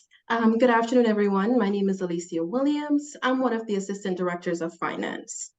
I'm going to start by reviewing a very important area of your RFP submission, and that is the agency viability section on page 35. Now, your agency's most recent audited or reviewed financial statement that covers the latest fiscal year end must be submitted in caps before you can submit the RFP application. This must be submitted by Wednesday, December 13th by 4 p.m. Now, based on those financial statements submitted, the CSC will perform the financial viability test, which will determine the maximum funding that you may be awarded for your agency. Now, after the initial review of the financial statement, the CSC allows for a financial viability review period. And this allows us to provide any clarification or for you to provide any additional financial information that we may need. This period will also allow you to obtain a fiscal sponsor if needed. You can expect to receive the results of your financial viability test no later than Tuesday, December 19th. You'll receive an email with the results, and you can also log into the CAP system where you do your application to see the results there. So please be sure to go in and check the results. Again, that's by Tuesday, December 19th. You can expect to get those results. Now, If an agency fails to complete the agency financial viability section in CAPS by the deadline, you'll not be able to apply for this procurement. Two things you must note. If you are currently funded by the CSC and have already submitted your agency's most recent audited financial statements, you just need to indicate this by checking the appropriate box in the CAPS system in the agency financial viability section. Additionally, if you are currently funded by the CSC, but you use a fiscal sponsor, or if the CSC does not fund you, but you already know you will need a fiscal sponsor, you don't need to submit your financial statements. However, you must indicate the agency will be using or obtaining a fiscal sponsor by checking the appropriate box within the CAP system in the agency financial viability section. Now, let's discuss your budget. We're going to start on page 37. Now, the budget is a crucial part of this process, and what we have, we're going to provide some resources for you to assist in creating your budget. Towards the end of my presentation, we'll review a sample budget with you, but I'm just going to talk about a few key areas of your budget, and one of those is your startup expenses, and that's going to be applicable for some agencies. Now, startup expenses are budgeted items that are needed in advance to prepare and start the program.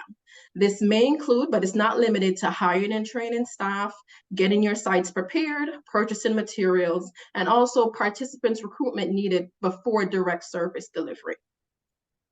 Another area is going to be your units of service, which is on page 38 through 39 of your packet. Now, your units are expenses that are not reimbursed on a cost reimbursement basis, but they're actually rolled. Oh, I'm sorry, give me 1 second. Yeah, your units of service that you have, they're not reimbursed, but these are expenses that are rolled into a unit cost. These are your operational costs. So and the expenses included in determining your unit cost, this includes your salaries and benefits, your local travel, your material, your supplies. Now, once you are awarded, your contract will identify for you the maximum number of units which can be billed to the CSC. Another area of your budget is going to be the match requirement, and that is on page 39. Okay, now there is a funding requirement of at least 5% match for all funding provided through the CSC, as our goal is to fund projects that can operate in a fiscally sound manner. Now, your match can be provided as either cash or it can be an in-kind contribution, such as volunteers, administrative overhead, equipment, or space dedicated to the program. Also on page 39, it's going to talk about your administrative cost. Now, applicants can request on their budget up to 12% of the total direct service costs in administrative costs to manage your program. Administrative costs support the operation of the entire agency as a whole. They're more related to your agency's day-to-day operations and pertain to your operational expenses rather than those expenses that are directly related to the provision of services. These include, but again, they're not limited to, some payroll costs, management staff salaries, and also audit fees. All right, now we're going to talk through your financial viability and your performance requirements. That's on page 45 through 47, attachment 15. Now, all agencies requesting funding from the CSC, you must demonstrate financial solvency utilizing a financial viability test. And this is based on audited financial statements, which is a required section of your application. So as I mentioned earlier, once you submit your audited financial statements to us, we'll then go ahead and perform this test. The test looks at 4 areas: the current assets an agency has, which can be easily converted into cash to pay current expenses, the number of months of expenses that existing assets can cover without restrictions attached to them, the ability of an organization to meet its current obligations, and the proportion of assets provided by debt. Once we complete the test and the total points are calculated, the final score will determine the maximum level of funding that may be awarded to an agency over the CSC fiscal year. Funded agencies must demonstrate an ongoing capacity to meet CSC financial performance standards. If an agency financial viability status changes at any point during the RFP funding cycle, appropriate revisions to funding or your contract terms may be necessary at the time of renewal. Now we're going to talk about your fiscal sponsor. That's on page 47 through 48 of your RFP document. The CSC will provide an unrestricted fiscal sponsorship fee directly to a fiscal sponsor to help offset the administrative cost incurred by the sponsoring agency. Now, this fee will be up to 7% of the total funds awarded to the sponsored agency and not to exceed $25,000 annually. Now, the fiscal sponsor role is to receive and administer funding provided by the CSC. They also act as a capacity building resource for the agency, carrying out the program activities, and they serve as an accountable provider of record in a tri-party agreement. Also, agencies, if wishing to apply for funding that goes beyond the restrictions that result from their financial viability test, they can secure a fiscal sponsor that can pass the annual fiscal test without any restrictions. Now remember, the deadline for submission of your agency financial viability section of the application in caps is Wednesday, December 13th by 4 p.m. Now, for this procurement, you will have 2 budgets that you're going to have to prepare and submit to them. We're going to go into a little bit more detail shortly, but just as an overview, you'll have a budget that may start as early as June, July, or August that will run through September 30th of 2024. Your second budget will start October 1st of 2024, and that will go through September 30th of 2025. You can reference attachment 16 and 18 in your RFP documents. I'm now going to turn over to Jill, who's going through a little bit more details about your budget, and Maxine. Wonderful. Julie, you can stop sharing the screen. Thank you. So I wanted to talk for a minute about the required 2 budgets. So as we all know, out-of-school time programs operate on a school year schedule and school starts in August. Unfortunately, that does not align with CSC's fiscal year, which starts October 1 and runs through September 30th. So for the start of this RFP cycle, which will be in the fall of 2024, the first required budget will either have a June, July, or August 1st start date. And we're going to speak in a moment about the varying start dates depending on if startup is required, and it will run through September 30th. So it will be a budget only for that 2 to 4 month period. And then your second budget will be from October 1, 2024 and run all the way through September 30th of 2025. So it ends up being for a summer and an entire school year of services, that year budget. And then the short budget is just for that part of 2024 that is in CSC's previous fiscal year. So it's only in this proposal that you will do your budget that way for your first year of if you receive funding from CSC, that's how your budget will be for your first year of funding. And after that, it will just be a 1-year budget, that runs from October 1 through September 30th. So now speaking to the startup period, if you are currently funded by CSC and you are going to be submitting an application and proposing to serve at the same program sites that you are currently at with no changes, then there is no startup period needed because you already have an existing program and your budget would start on August 1st because there's no startup period needed.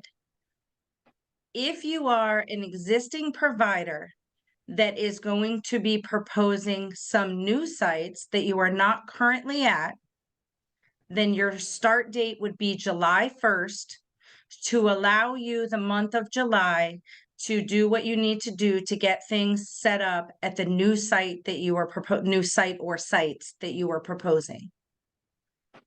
If you are a completely new provider to the Children's Services Council, then your start date would be June 1st, because we understand that as a completely new provider, you're going to need a larger window to purchase the supplies needed, to hire your staff, and to get everything in order to start program in August when school starts. So that's why the start dates vary from June 1st for brand new providers, July 1st for existing providers who are proposing new sites, or August 1st for existing providers who are not proposing anything different than what they're currently doing. So before we move on, do we have any questions about that? I just want to be very clear because I know it's confusing. There's different start dates depending on what category you fall into. And then there is the required 2 budgets because of our fiscal year. Irie, I see a question. Hi. So if you're not a new provider, but this is a brand new initiative for your organization, where does that fall? June, July, August? Maria, would we like to answer that in writing or? So it can begin in June. It would fall under new provider since it's new initiative. Yeah. I mean, and let me be clear, if you decide you don't want a June 1st startup period, you just don't need it, even though we're saying in the situations that Jill described, you can do it. But if you decide I don't want to do it, I'm good with July 1st, then you can go July 1st. We're just saying we will be amenable to a June 1st start under those situations that Jill described. But if you don't need it, you can ask for July 1st. Okay, thanks. And Andy? Yes, for a new program, a new site, and during the July startup period, because obviously, yeah, we wouldn't be doing June. What can you spend? Obviously, there's, curriculum and things like that. What staff are you allowed to spend? So if it's a coach, are you allowed to hire them as soon as July, or do you still have to hire the coaches starting in August 1st? Would that be an allowable startup expense? That way you have more time to hire coaches. Sometimes, as you know, it's always a challenge to hire all the coaches you need to start up a program.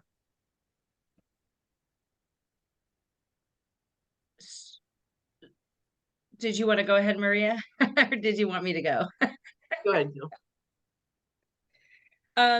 We are going to speak to that in a little bit when we share the samples, the sample budgets, but there is an allotment for staffing expenses in July. But again, that would be for your success coaches, as you're saying, to bring them on board, to onboard them. I know a lot of times by the end of July, you're starting recruitment for the new school year, and that's okay. But you wouldn't bring on your teachers or any other staff that are providing that direct service until program time. Right, exactly. I'm talking about the coaches or an admin or something like that. Yes. I know the admin, we could do it, but I wasn't sure about whether you would allow us to do the coach. Okay. And the other question, this is not directly related to the budget, Jill, but it kind of is. For LEAP, it talks about starting after Labor Day. Can we propose to start on the first day of school like Youth Force does? Yes. We can. Okay, because before we were told we couldn't. So we can start on the first day of school with LEAP. I know there's a busing question when it comes to LEAP, but that's why I'm asking the question, because we prefer to start on the first day of school.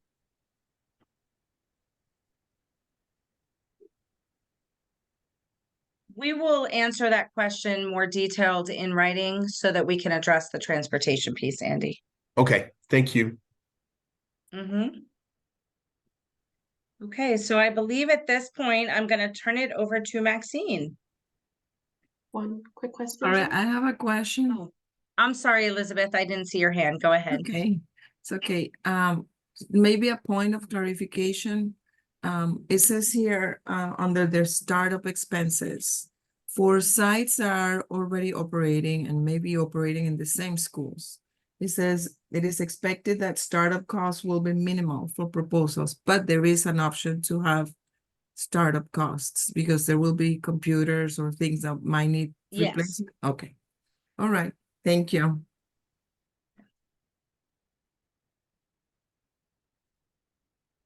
Any other questions before Maxine takes over? Okay, go ahead. Oh, I'm sorry, Victoria. My apologies. You had mentioned in the beginning that you wanted us to submit two budgets and you gave the time periods for those. Will you just please clarify those time periods for me? Sure. So the time period for the short budget is going to be either June, July, or August 1st through September 30th of 2024. And then the year-round budget would start October 1 of 2024 and go through September 30th of 2025. You're welcome. Rashida, I see you have your hand up. I had a question about the BASC fees. It was mentioned earlier, and I'm not sure if this is a section that the answer will be provided in, but in the RFP, it talks about providing services on non-school days. And I'm wondering, for the BASC, for those non-school days, would the provider be required to pay the fee for those non-school days depending on the school that they're working with? When we get into the sample budget, we'll go over the required fees. But if there are fees on non-school days that are required by the school, then it's something you would include in your budget. And to be clear, non-school days are not required in any of the PYD programs, but they are encouraged because they provide, you know, a much needed service for our young people. Okay. Thank you. Sure. Okay, I don't know, Irie, if you have another question or your hands up from before. Okay, please go ahead, and then Yunella after Irie. Thank you. I don't know how to ask, clearly how to ask, but I'll try my best. Does the startup budget and the regular budget have to correlate with each other? So for example, if we're going to need higher staff staff that's already hired by the organization is going to need to be involved in the preparation of the program, writing courses, doing, you know, trainings, doing that sort of thing at a higher level of involvement during that preparation period. Can you put that staff member at, let's say, 20% participation in the program, and then once the program starts, they don't need to be as involved. They may drop to a 5 or a 10%. Is that okay to do, or do you have to, if you start them off at a percentage, you have to keep them at the same percentage for the rest of the year? That's okay to do that, Irie. I would please make sure to explain what you're doing so that we don't think it's an error, so that we understand that that staff member is going to be doing very specific work at the beginning of this program, but then later, as you just said, their responsibilities will shift. Yunella, go ahead. Yes, I actually have two questions. I'm going to go now, since Irene was talking about the employee section. What is allowable by CSE to use as an employee retention? I don't know if you want to cover something like that during the budget piece, but you know, we have been talking about, and especially this year. So, like for example, one of the leadership staff were mentioned. Can we give like for example, gift card to our staff, and say no gift card, but what is allowed to use? If you can provide any kind of examples. And that's the first question. The second is actually a concern from parents. They brought to our attention those days that their early release for transportation, they're suffering because they definitely doesn't have, it's complicated for them. They don't have the transportation. Is any possibility to include transportation those days as part of our benefit of the after-school program provided by CSE in the budget?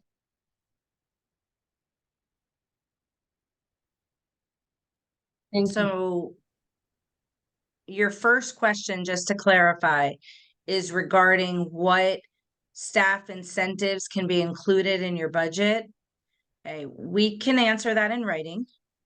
And your second question, are you referring to transportation for LEAP programming? Because generally CSC does not provide transportation home from program. No, and because of the students are participating in our youth force in the afternoon and leave high, yes, I understand, but for the youth force, like for example, they're not part of because they leaving early and we don't have a program that day, for example. So they're suffering because we are not providing transportation. So your question is about transportation around youth force? Yes. On regular days or early release? I'm sorry, I'm just not Early following your release. question, Yanela. Early release. So doesn't program on early release day end at the same time that it ends on a regular school day? No.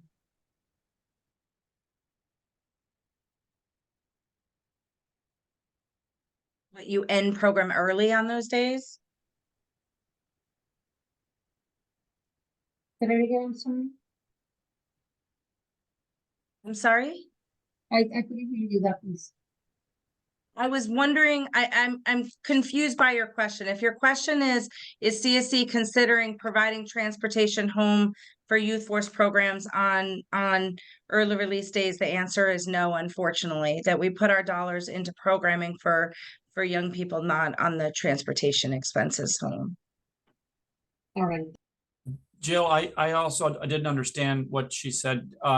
Early release just simply means the program starts earlier. It still should end the same time. Therefore, it would be a regular dismissal, if you will, as any other day. And the regular way parents would get them home is on their responsibility. Correct.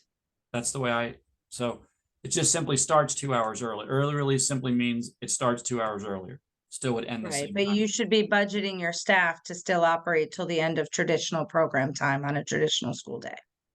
So, Correct. Lori, you had a question? Yeah, thank you.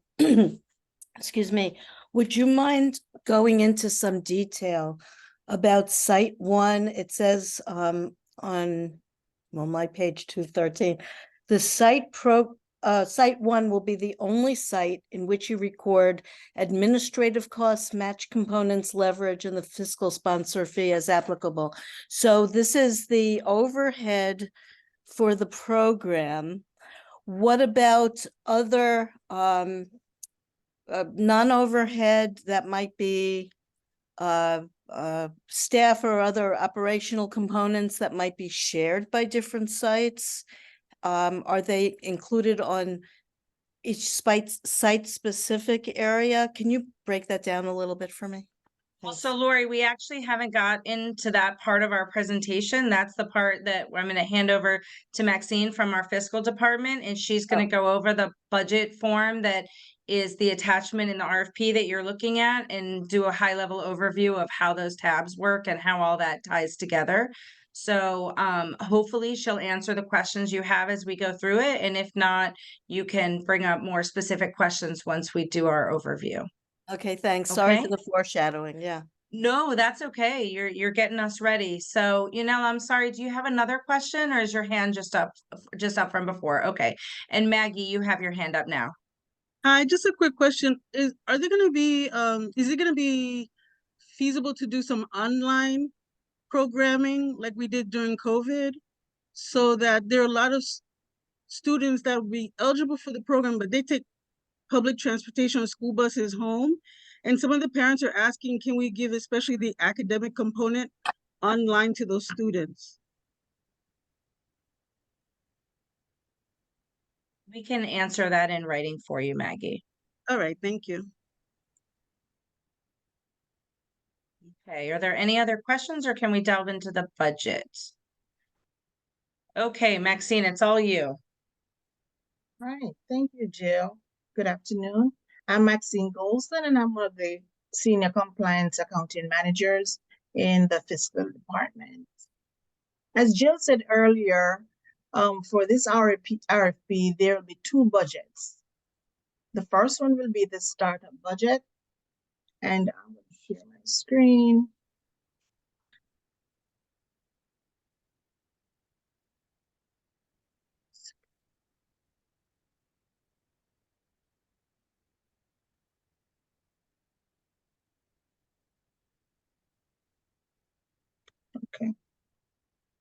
Are you seeing it okay?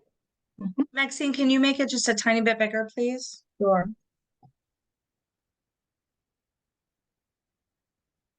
Any better? Thank you. Yes. Okay. So this is the startup budget. And right now we're looking at the period July to September 2024. We're going to start with the salaries. And I should point out that for existing providers under the PYD program, their salary, they would already be paying salaries to existing staff. So therefore, this section will not be applicable. So this section is primarily for new providers to the program. So here we have the positions, and these positions would be stated in your staffing chart as part of your contract. So we have a master worksheet, a startup sheet, and a sheet for each site. For this sample, we have 2 sites, we name them Cambridge and Jacaranda.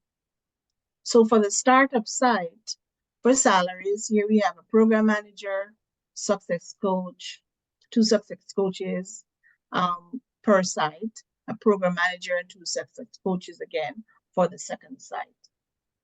And for the time, and remember that the salaries are just for this period. So it's not a full year, it's just a percentage. In this case, it's for 7 weeks. So the annual salary for the program manager for $55,000 is apportioned for 7 weeks, and that's for $7,403.85.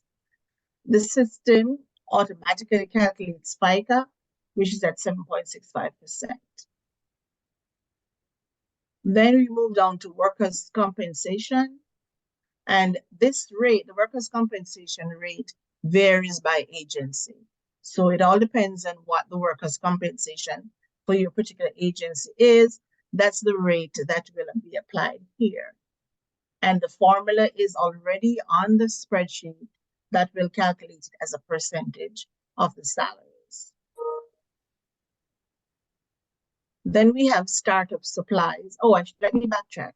Now, this information here for the startup salaries and benefits will be fed to the master budget.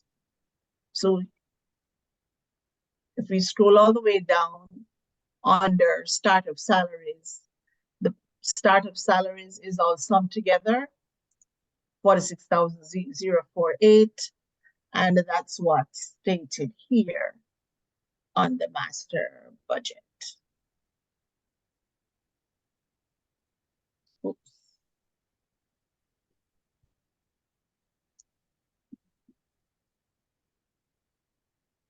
Oops. Now, down below, we have supplies, startup supplies. This would be applicable to all applicants that receive the award. So for those that are submitting an application with this budget, you would include startup supplies, and you state the information here. And again, this information will be fed to the master budget under startup supplies, right? Now, we go to the first site. For the first site, in this case, we're naming the site Cambridge. So on your sample worksheet, you'll see site 1, and you can go there, click into this cell and type the name of the site. For our example, we are calling it Cambridge. And then you enter the name of the position and the staff name. How are you? How are you? I'm good. Yes, now in this case, again, we are still working on the startup budget. So we have to enter the salary for the site. In this case, program manager, they are professional staff and they're paying an annual salary, and the percentage is 55,000 for the year for the programs manager, but we are going to prorate it over the period. To the right of the worksheet, For each site, we have a worksheet here that works out the retirement, health, workers' comp, and unemployment. Here's where you'd enter the retirement rate that your company is using to calculate retirement for eligible employees. So for our sample, we are using 8%. So you have entered the 8% here, and the system automatically calculates 8% of the salary. And in our example, it would be $508. For health insurance, our sample, we are paying $550, and it should be for a 2-month period. And the system works it out here. Unemployment, again, it's for the rate that your company uses for workers' comp, and it's 2.3%, and it calculates it. SOTA unemployment is calculated at the first $7,000 of the salary at, in this case, 0.28%, and the system calculates it. And then it sums it and brings it all across here. And here we have the totals for each benefit. And this too is fed into the master. Now the master worksheet adds all the sites together. For our second site, we go back up, we would do the same process. For each position, and enter the salary information, go over to the benefits, and enter the rates. These rates would automatically be fed from the first site. So once you enter 8% on site 1, the system puts it here. It populates it on the second sheet and all ensuing sites. So it makes it much easier for you to just enter the salary information and it's calculated. And all this is fed over to the master budget. And here you go. The same thing for our expenses. In this case, it will be supplies. Any additional supplies, any travel, all expenses that are provided under this budget for the short period is all entered here. Local travel, the rate. So for the positions that will be utilizing the travel, here we have 2 success coaches and a program manager. So the rate we're using for this travel is 0.63%, and that is applied to the number of miles that the staff will be traveling times the period of time that this allocation is for. Space and utilities, we also need to determine what space, the measurement for the space that will be utilized, and that is used here. And you have to follow the CSC guidelines. So in this case, it's space, utilities, janitorial services at $22 per square foot, and all of that times the square footage that will be used. Expense and supplies, you list all the expenses that you're expected to incur during this contract period: office supplies, mailing, staff shirts, cell phone usage, marketing material, program consumables, first aid. These are just examples of expense items. Use of the iPad, monthly rental, monthly fees, any vendor ID badges that might be required. All of that is entered under expenses. Value added, your program staff will give you more details as to what is required for the required program. In this case, we can be health and nutrition activities, and there's a costing to that. You state the costing and the length of time. Out of school time fees, which you would have gotten the listing to know what's the cost for this from the school board. All of that is entered here. Administrative cost, you have a maximum of 12% of admin costs that can be charged to the program, and that is stated here. You give us an idea as to what you are expected to use that money for. So, you don't just put an amount, we need a description as to what will be that cost. The same thing, we go down to match. Match can be either cash or in kind, and we're asking for at least 5% of the program budget. So that is for the startup budget. We have for the year-long budget. Let me stop sharing.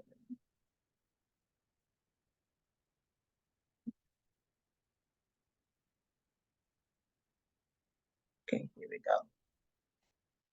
For the year-long budget, now again, this is the full year. So a similar thing. The only difference is for startup, for existing providers, you will have startup supplies. So Maxine, you're not sharing your screen. Oh, you're not seeing it? Oh, sorry. Are you seeing it now? Yes. Yes, we Yes. are. Oh, Maxine, before you continue, there's a Sure. question from Norma. Yes, Norma. Hi. Yes. Good afternoon. Hi, Maxine. I Hello, have Norma. a question. For startup, we have a maximum percentage in the startup to calculate. For example, if the budget for 3 months is $200,000, then the maximum will be 10%, 15%. And if salaries are included in this percentage calculation, because sometimes when we calculate the startup, maybe will be up for the percentage authorized by CSC. Then what is the guide that we can, follow to take the correct percentage in the total amount of the budget to allocate in a startup? Let me pick it, Norma, just to clarify, you're asking if the startup has a percentage allocation, because it doesn't. Yeah, for example, if the budget is 100,000 and the startup is the maximum is 20%, then we know that the maximum will be $20,000. But usually we don't have the guide, like what is the maximum amount in percentage for the startup cost. We don't have a percentage guide on that. You're putting forward a proposal. So you're going to put forward what you think you're going to need to get that program started. So whether you're going to fall into June, July, or August, you're putting forward that information, as Maxine is showing, is the startup where you would enter your startup information. If you're putting in salaries, if you're putting in supplies, that's where you put it. Now, we do have guidelines for what you can bill in each area, which is in your provider budget guidelines that you have, which is also a part of the documentation. Okay. Thank you.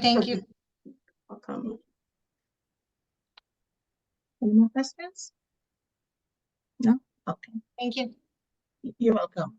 Okay, so we go to the year-round budget, which is the October 2024 to September 2025 budget. Again, we have a worksheet for startup, but in this case, it will be startup supplies. So there are no salaries. And just like this, the first budget, the short budget, all this information feeds into the master. So we're starting with the startup worksheet and enter the applicable supplies. So in this case, for example, we are using office supplies. All right, so here we enter the information for office supplies. So we're seeing it's $150 the costing, and we have 2 sites for and over a 12-month period. And that information, as I said, would be fed into the master budget. Let me show you.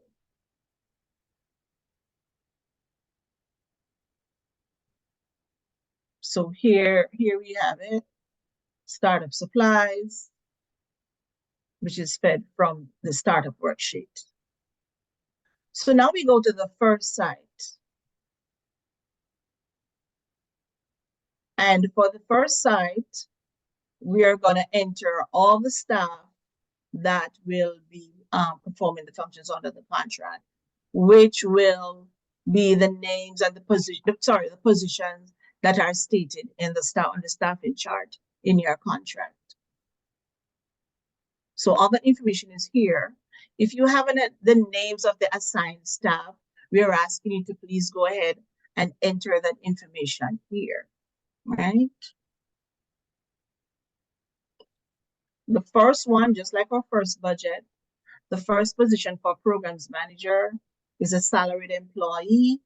So we have the full year's salary. In this case, we're saying it is $55,000. So we just entered the $55,000 here. For the success coaches, they're $45,000 and we enter it here. Now we have a teacher position.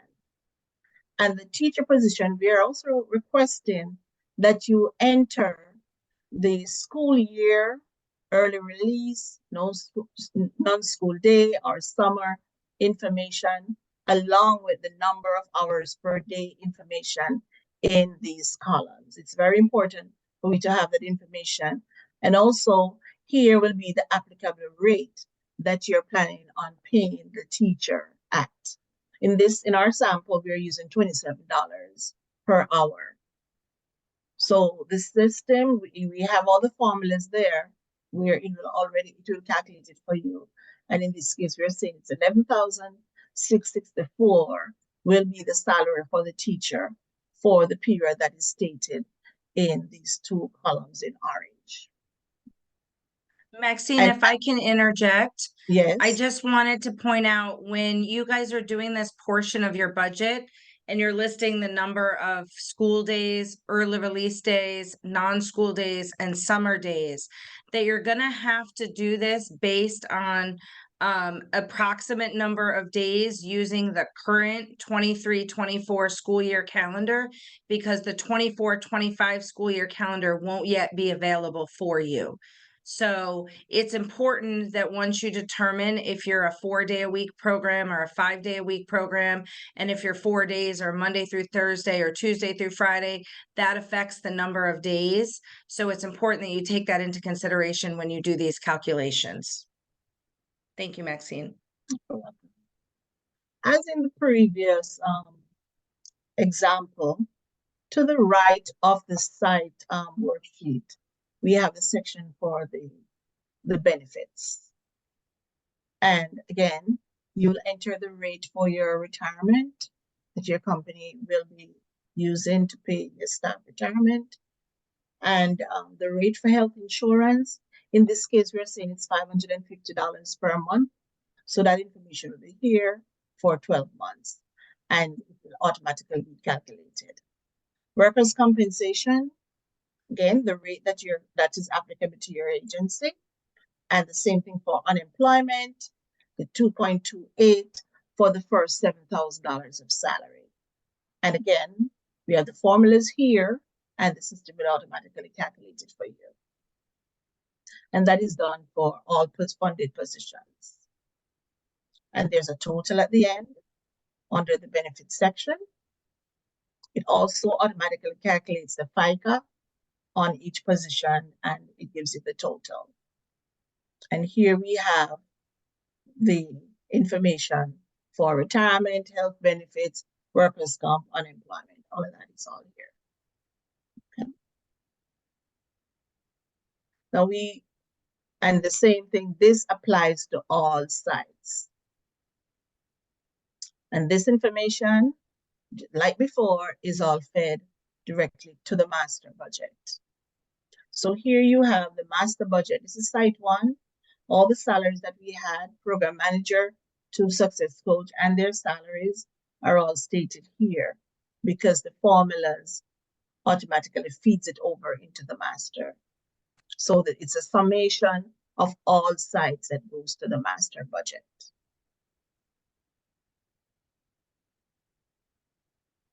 After the salaries, then we have the expenses, local and out of town travel for the staff funded. In this case, it's travel for the 2 success coach and the program manager.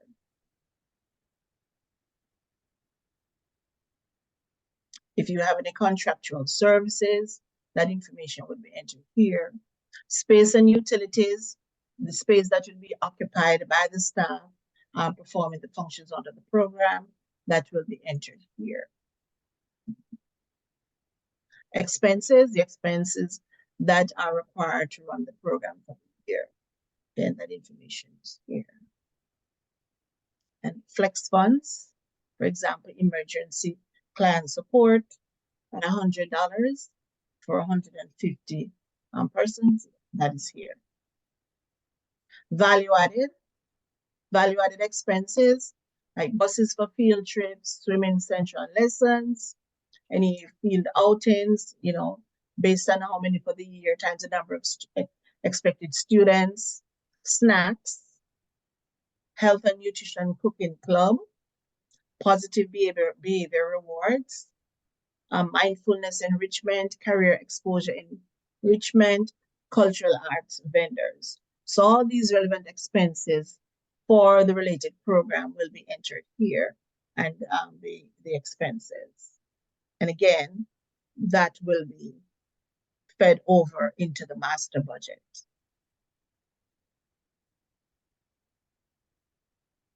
Out of school times, fees, and all that information will be here for the cost for that. And administrative cost, which again, you have a maximum of 12%. And we ask you for details as to what that administrative cost would be. This example that we have here, we see an annual financial statement or audit cost, 8% of maybe your executive director's salary, liability insurance, a percentage of that insurance cost. In our sample here, we're seeing 12% of that insurance, liability insurance cost, you can apply to administrative cost. Any payroll, like your human resources staff, marketing expenses, a portion of those expenses can be used under administrative cost. You can apply it there.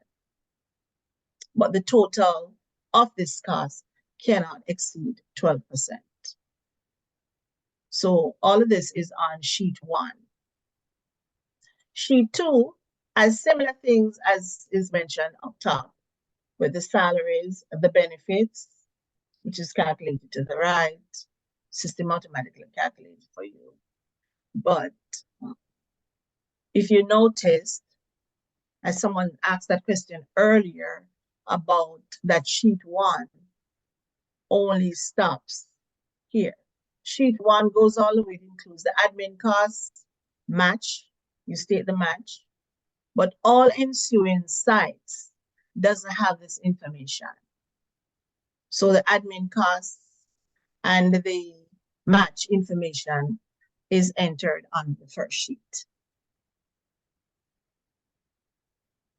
And all this is fed into the master, and the master will give you the total that you said that you'll require in order to run the program. If you receive an award, then the grand total request cannot exceed the total.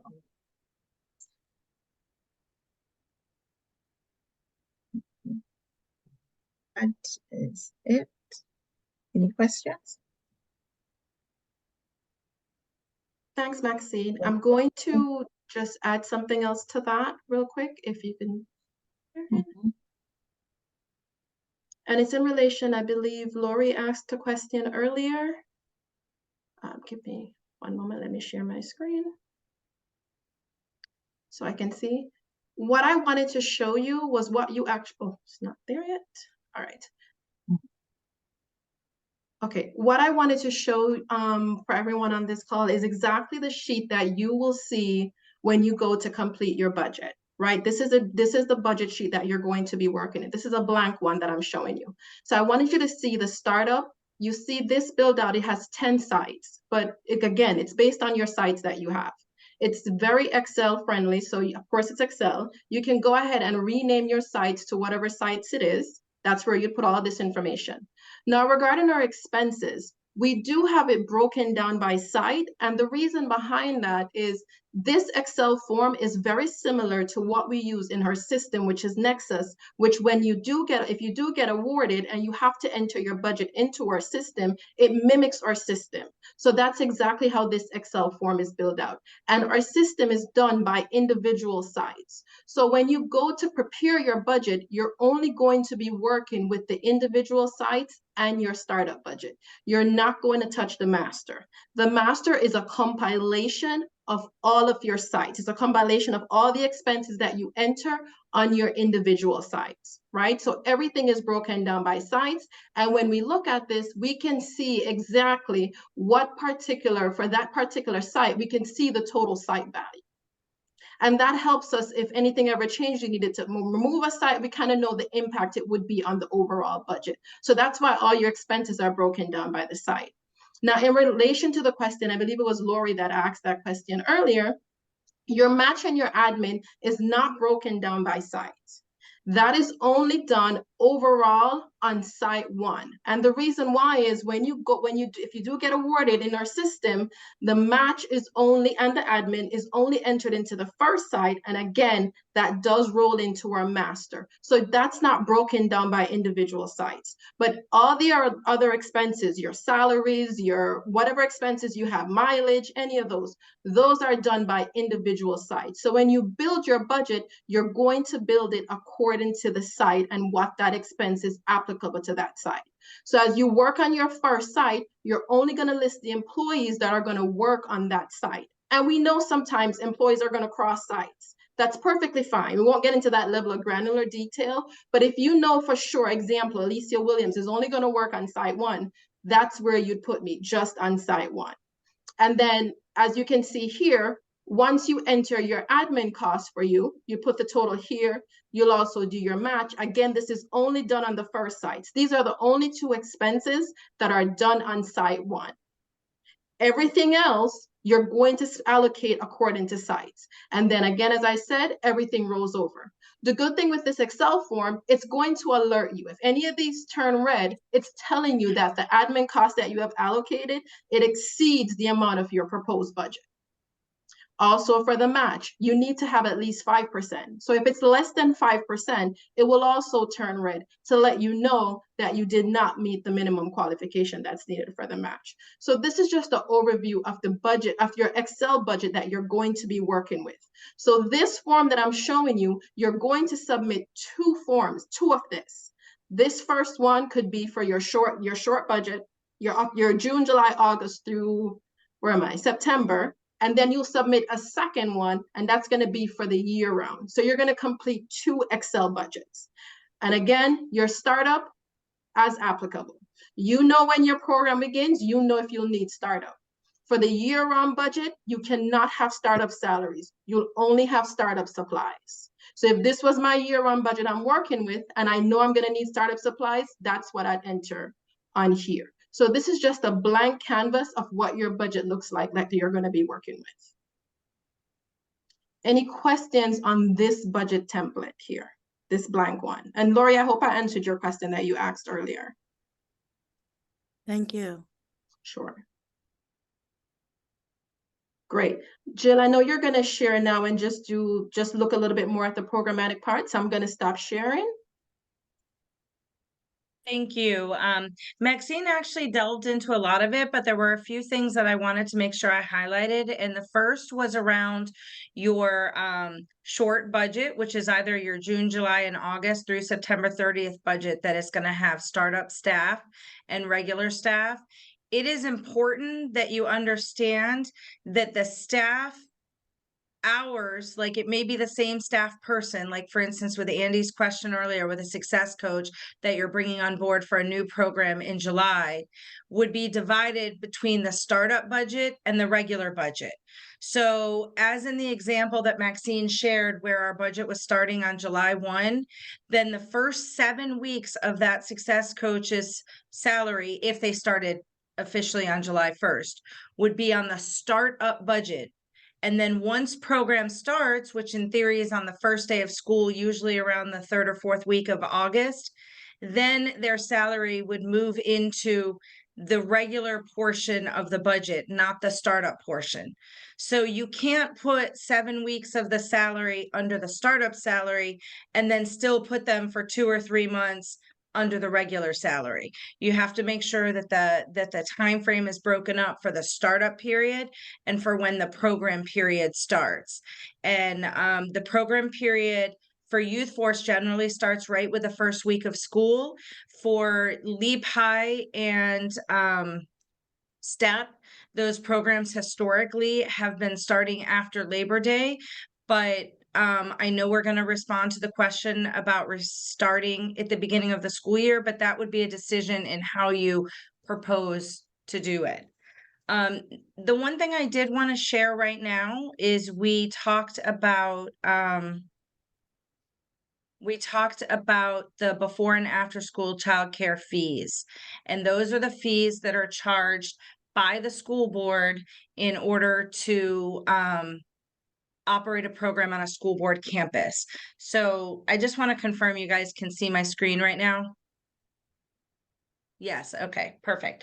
So this is attachment 27 in the RFP, so everybody has a copy of this.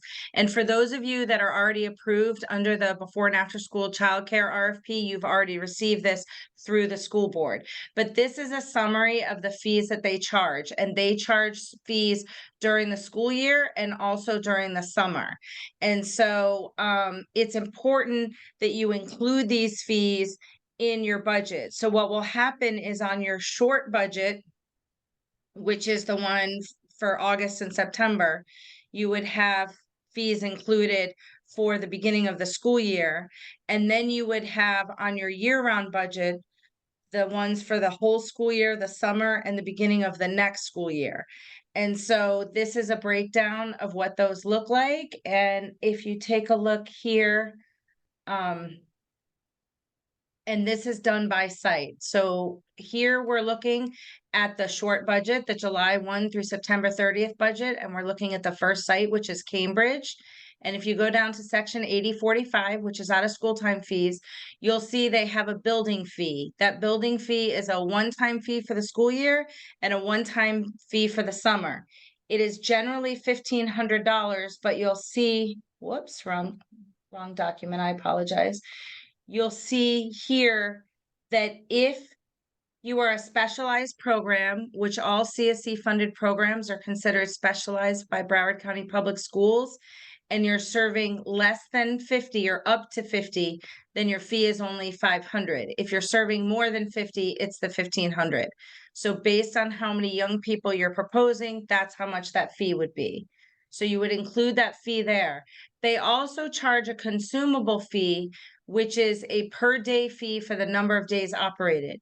So this number that you put here would correlate to the number of days that you show up here, your staff is working, because for every day that you're open, you're paying that consumable fee. And then they also have what they call a department fee. They assess that fee once in October for the school year, which is the number of youth that you have present times $75 a youth. And then they do it again in the summer. So you'd see it on the year-round budget. And again, the breakdown of all those fees is on this attachment that is included in the RFP. So CSC does cover those fees. You just have to make sure that you include them under 8045. And 8045 is one of the cost reimbursement areas of the budget. So this is an area that when you pay these fees, you submit this with your invoice and you get reimbursed. This amount is not rolled up into your unit cost. So the other thing I wanted to highlight in this section of the local and out-of-town staff travel, 0.625 is the max that CSC will pay for mileage. You can budget for less, but that's the max that we'll pay based on the federal rate. Under the expenses and supplies section, it's important that you include everything here. And again, this section in your short budget and in your year-round budget should somewhat mirror each other, with the difference being that in this one, it's going to be roughly for a month and a half.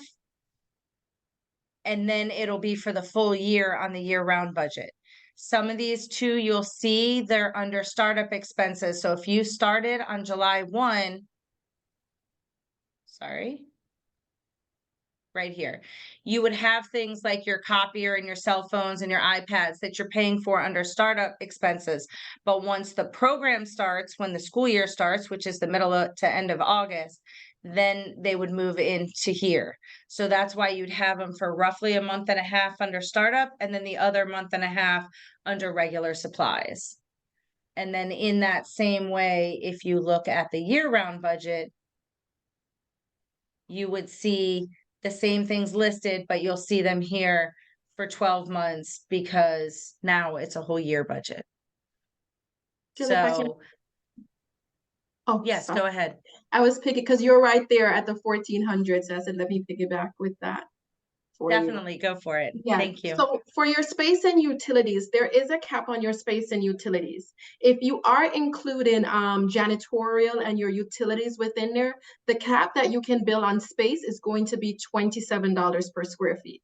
I would recommend that you read the budget preparation guidelines because it's going to guide you exactly on how to prepare the different line expenses for your budget. It will tell you exactly what can go there, what's if there is a max on there. So your 1400 that we're looking at, which is space and utilities, that area is a cost reimbursement line item. So it's not going to be rolled into units. So as I said earlier, it's $27 inclusive of janitorial and utilities. If you opted to budget your janitorial and utilities expenses separately, then your cap that you can bill for space is going to be $16 per square feet. Now it is gonna, you can decide how you're gonna do that, but again, read the budget preparation guidelines. But in our example, this one is at 22, so it's below the threshold and it is inclusive. So keep that in mind as you build your budget, that there is a cap on that and that line item. Thanks, Jill. No, thank you, Alicia. The only other thing I wanted to say was in addition to the budget preparation guidelines, there are also provider guidelines for value added and flex funds. And it's important that you read those before you create your budget so that you're creating expenses that are allowable and within the framework that CSC requires for both value added and flex. So those are all attachments in the RFP document. And I think we're at the end of all that budget stuff. Do we have any questions about any of that? Lori, go ahead. Yeah, hi. I think I'm a little bit confused about one thing and I cannot find it in my pages, so forgive me, it's going to be from memory. In reimbursing the fees charged by the schools, if up to 50 students, you reimburse 750. If greater than 50 students, it's 1,500. So it's a flat fee if less than this and if greater than that. And you know, what if it's 1,000 students? It's still 1,500. It's not a variable cost. It's fixed based on that cutoff. And then my other question is the rest of the expenses are variable based on, I guess, per capita rate, right? So the fees are not established by the Children's Services Council. They're established by the before and after school childcare. So this document that I shared and is an attachment outlines them all. Some of them are fixed and some of them are not. I would direct you, if you have any direct questions, to reach out to Eric Anderson at before and after school childcare. Unfortunately, he did have to leave to go to another appointment today. But I guess my question has to do with how you reimburse as opposed to the allocation of the funds from school board. We reimburse when you pay the school board and you submit that as part of your invoice submission. So if or up to reimburse. 50, it's 750. If greater than, it's 1,500. And then the rest are per capita. Lori, are you asking, we reimburse your actual expenses. So whatever, based on the guidelines, Jill, state what the school board has for that. If that's what you paid, then that's what we're going to reimburse you, because that line item is a cost reimbursement line item. So it's your actual expenses for that once you're within the guidelines of what that fee is. Okay, thanks. I can't find it, so yeah, it'll make sense when I see it. Thank you very much. Sure. There was one last thing I wanted to speak to regarding staffing. For those of you that are currently funded by CSC to operate a PYD program, your funding goes through the end of your summer program for 2024. So if you are awarded funding that will then start in July or August of 2024 for the new year, it's very important that the staff you are including on your proposed budget with this proposal are not staff that you are billing for the same time frame under your current contract. So I just wanted to make sure I was clear on that. So say, for instance, agency A has 3 sites and they're going to propose for those same 3 sites. They would have no startup staff at any of those 3 sites because all of those staff are currently being paid for under their current contract. Now, if they had a new site and they were proposing some startup staff under that new site, then yes, that is allowable. So I just wanted to be clear, it's important for those of you that are currently funded that you're referring to your currently approved budget while you're creating your proposed budget for the RFP. So, and that is the last budget thing I have to say. Maria, I know we're over time. I'm turning it over to you to close this out. You're muted, Maria. All right, thank you. No, I was gonna say, Jill, we're right on time. We're all good. Before we close the pre-bid conference, I wanted to clarify something I said earlier. So it's 4 o'clock, so possibly 2 hours ago. No, I'm joking. I don't think it was that long ago. But it was Lori, when you were asking about submitting for multiple sites. I wanted to, Trisha, if you can show that part in the application for funding. So if you want to submit for, let's say, multiple youth force sites or multiple LEAP sites or multiple, step sites, it's one application for youth force or one application for LEAP or one application for step. And then within the application, you would have, you would list all the sites, and Trisha's showing you where in the application it is. You would list every site that you want to provide services at, and then every site would need to have a site-specific budget. So I want to make sure that that's clear to everybody. Thank you, Trisha. Appreciate it. Are there any questions before we close the pre-bid?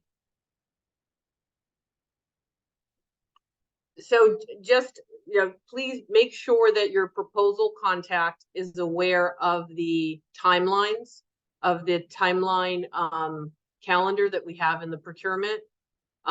Make sure one of the upcoming, is it possible to bring up the timeline, Julie? I don't know what page it is. I know that would have been helpful if I could give you the page. It's page 3, I believe.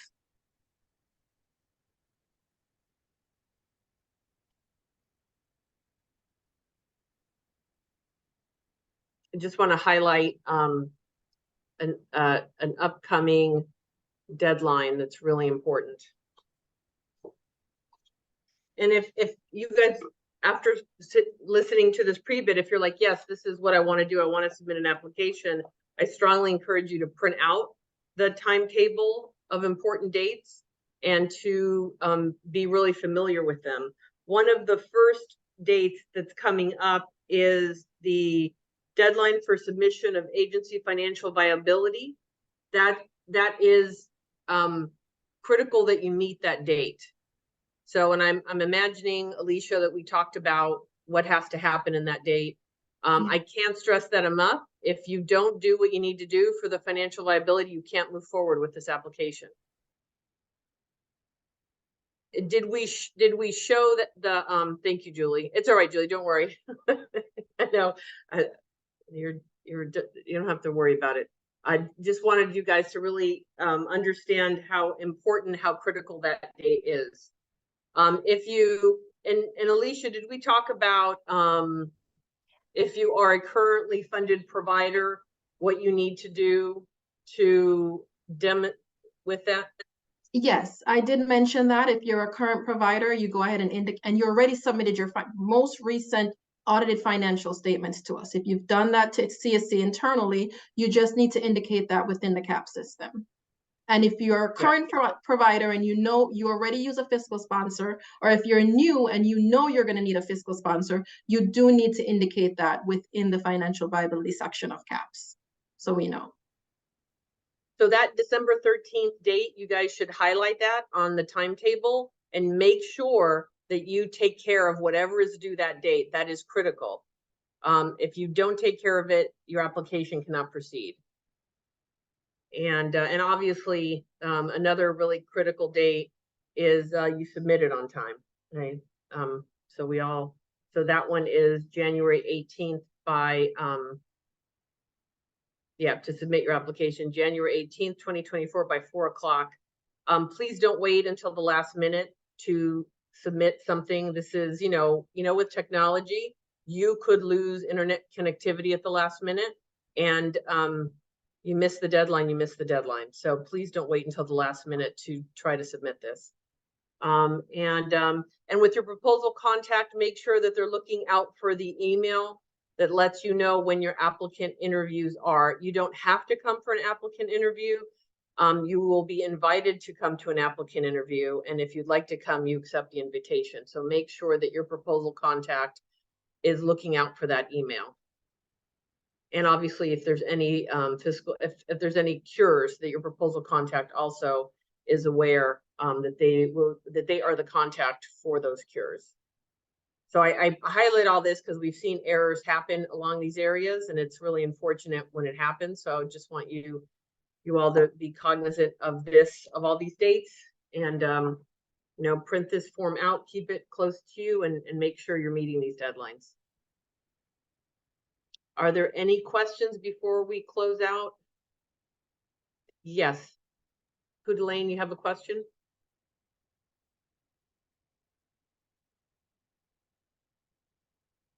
I see that you're not muted, but I don't hear the question.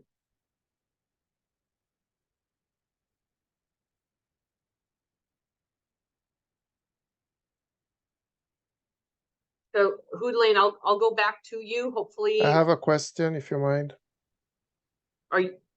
So I have Houdelaine, I have Alice, and then Mario. Alice, do you want to go ahead? Yes, please. Thank you, Maria. Questions, please. The first situation is, and probably I misunderstood, but I'm seeing where that for the LEAP-I program, ratios are based on a 1:25 ratio, and I'm assuming it's aligned with the success coaching component. My question is in regards to the other program components. Do we have to stick for the instructors and teachers to the 1:25 ratio, or can we reduce the ratio based on the activities being performed? Jill, is this an answer in writing question? You're muted. Thank you. I knew I was going to do that at least once today. The ratio for program is different than the success coach to youth ratio. In the RFP, it specifically speaks to the success coach to youth ratio. In the classroom with the teacher, it can be higher, yes. Okay, thank you. And my second question is in regards to success coaching and coaches. I know that the practice in the previous RFP is to try our best to make sure that there is a partnership with the schools so that success coaches are hosted on site. As you're aware, there have been issues when it comes to spacing availability for success coaches to have offices or classrooms to be on site during the day. My question at hand is, are we able to still cover success coaches, but either have them being hosted at our main corporate office during the day, or will we be able to have success coaches be able to even use Zoom or other forms of telecommunication in order to provide services? So Alice, what services would they be providing during, so I understand, let's say the success coach is at the YMCA's main office. And what services would they be providing from the YMCA's main office while the youth are in school? So during personalization period, principals have allowed us to pull out and to communicate with students. We know that students have laptops. So I'm just thinking that in the case of especially one in particular, the site, we have come into issues in regards to spacing. So my question at hand is, if during the day, meaning the regular school day, will we be able to, will the success coach be able to communicate or have that level of coaching session with students during personalization period via Zoom, knowing that they are not allowed on campus or there is spacing limitations during that time? All right, we'll answer that in writing, Alice. Okay, thank you. And let's see, Mario, you had a question? If we could come back to the audited statements, our fiscal year ends June 30th. And we are presently working on the audit for this year, but I'm not sure it will be ready by December 13th. So how would I indicate that in caps, seeing that as we are an existing provider? Okay, so because you're existing, your statements are not technically due right now. They're due December 30th. So Correct. because the RFPs happening before then, you can just indicate that CSC has your that is Excellent. your most recent, yes. Thank you. Appreciate it. And that would be, just to be clear, Alicia, that would be if we have the most recent. Yes, You I do. went with the assumption that we did, Mario. Sorry. Yes, you I do. hope- And Okay, it's thank good. you. So, yes. All right, thank you. Lynn, you have a question? Yes, thank you. I just wanted to know if you would be posting posting like an attendance roster for everyone on the call so that we could reach out and collaborate or see if that's an opportunity for some of the partners. So Trisha, that would be. Yes, when we post the Q&A document, which I believe it's December 11th that it will be posted by, that will include everyone that registered for this pre-bid conference. Thank you. Are there any other questions? I know Budelaine tried to ask a question. I don't see anyone's hand up. So please remember that you will have an opportunity to ask questions in writing through the CAP system. And I don't know, Trisha, if that button is now available. Someone had asked to show them what the ask a question button might look like or where it is located in the CAP system. Yeah, I can share that. Just give me 1 second.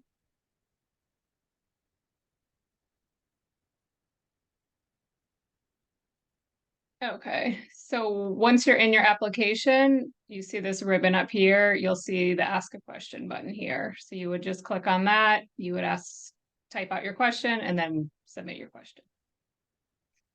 Thank you. So that is where after this pre-bid closes, that's where you would submit your questions. Please don't individually email us or call staff with questions. We can't answer them. It has to go through the CAP system and through that ask a question button. Okay, I want to thank you all for spending your Wednesday afternoon with us. I hope this has been a helpful, informative pre-bid conference. Wish you the very best as you look through the application, through the procurement, and make decisions on whether or not to submit an application. So thank you all. Have a great afternoon. Thank you. Thank you. Bye-bye. Thank you.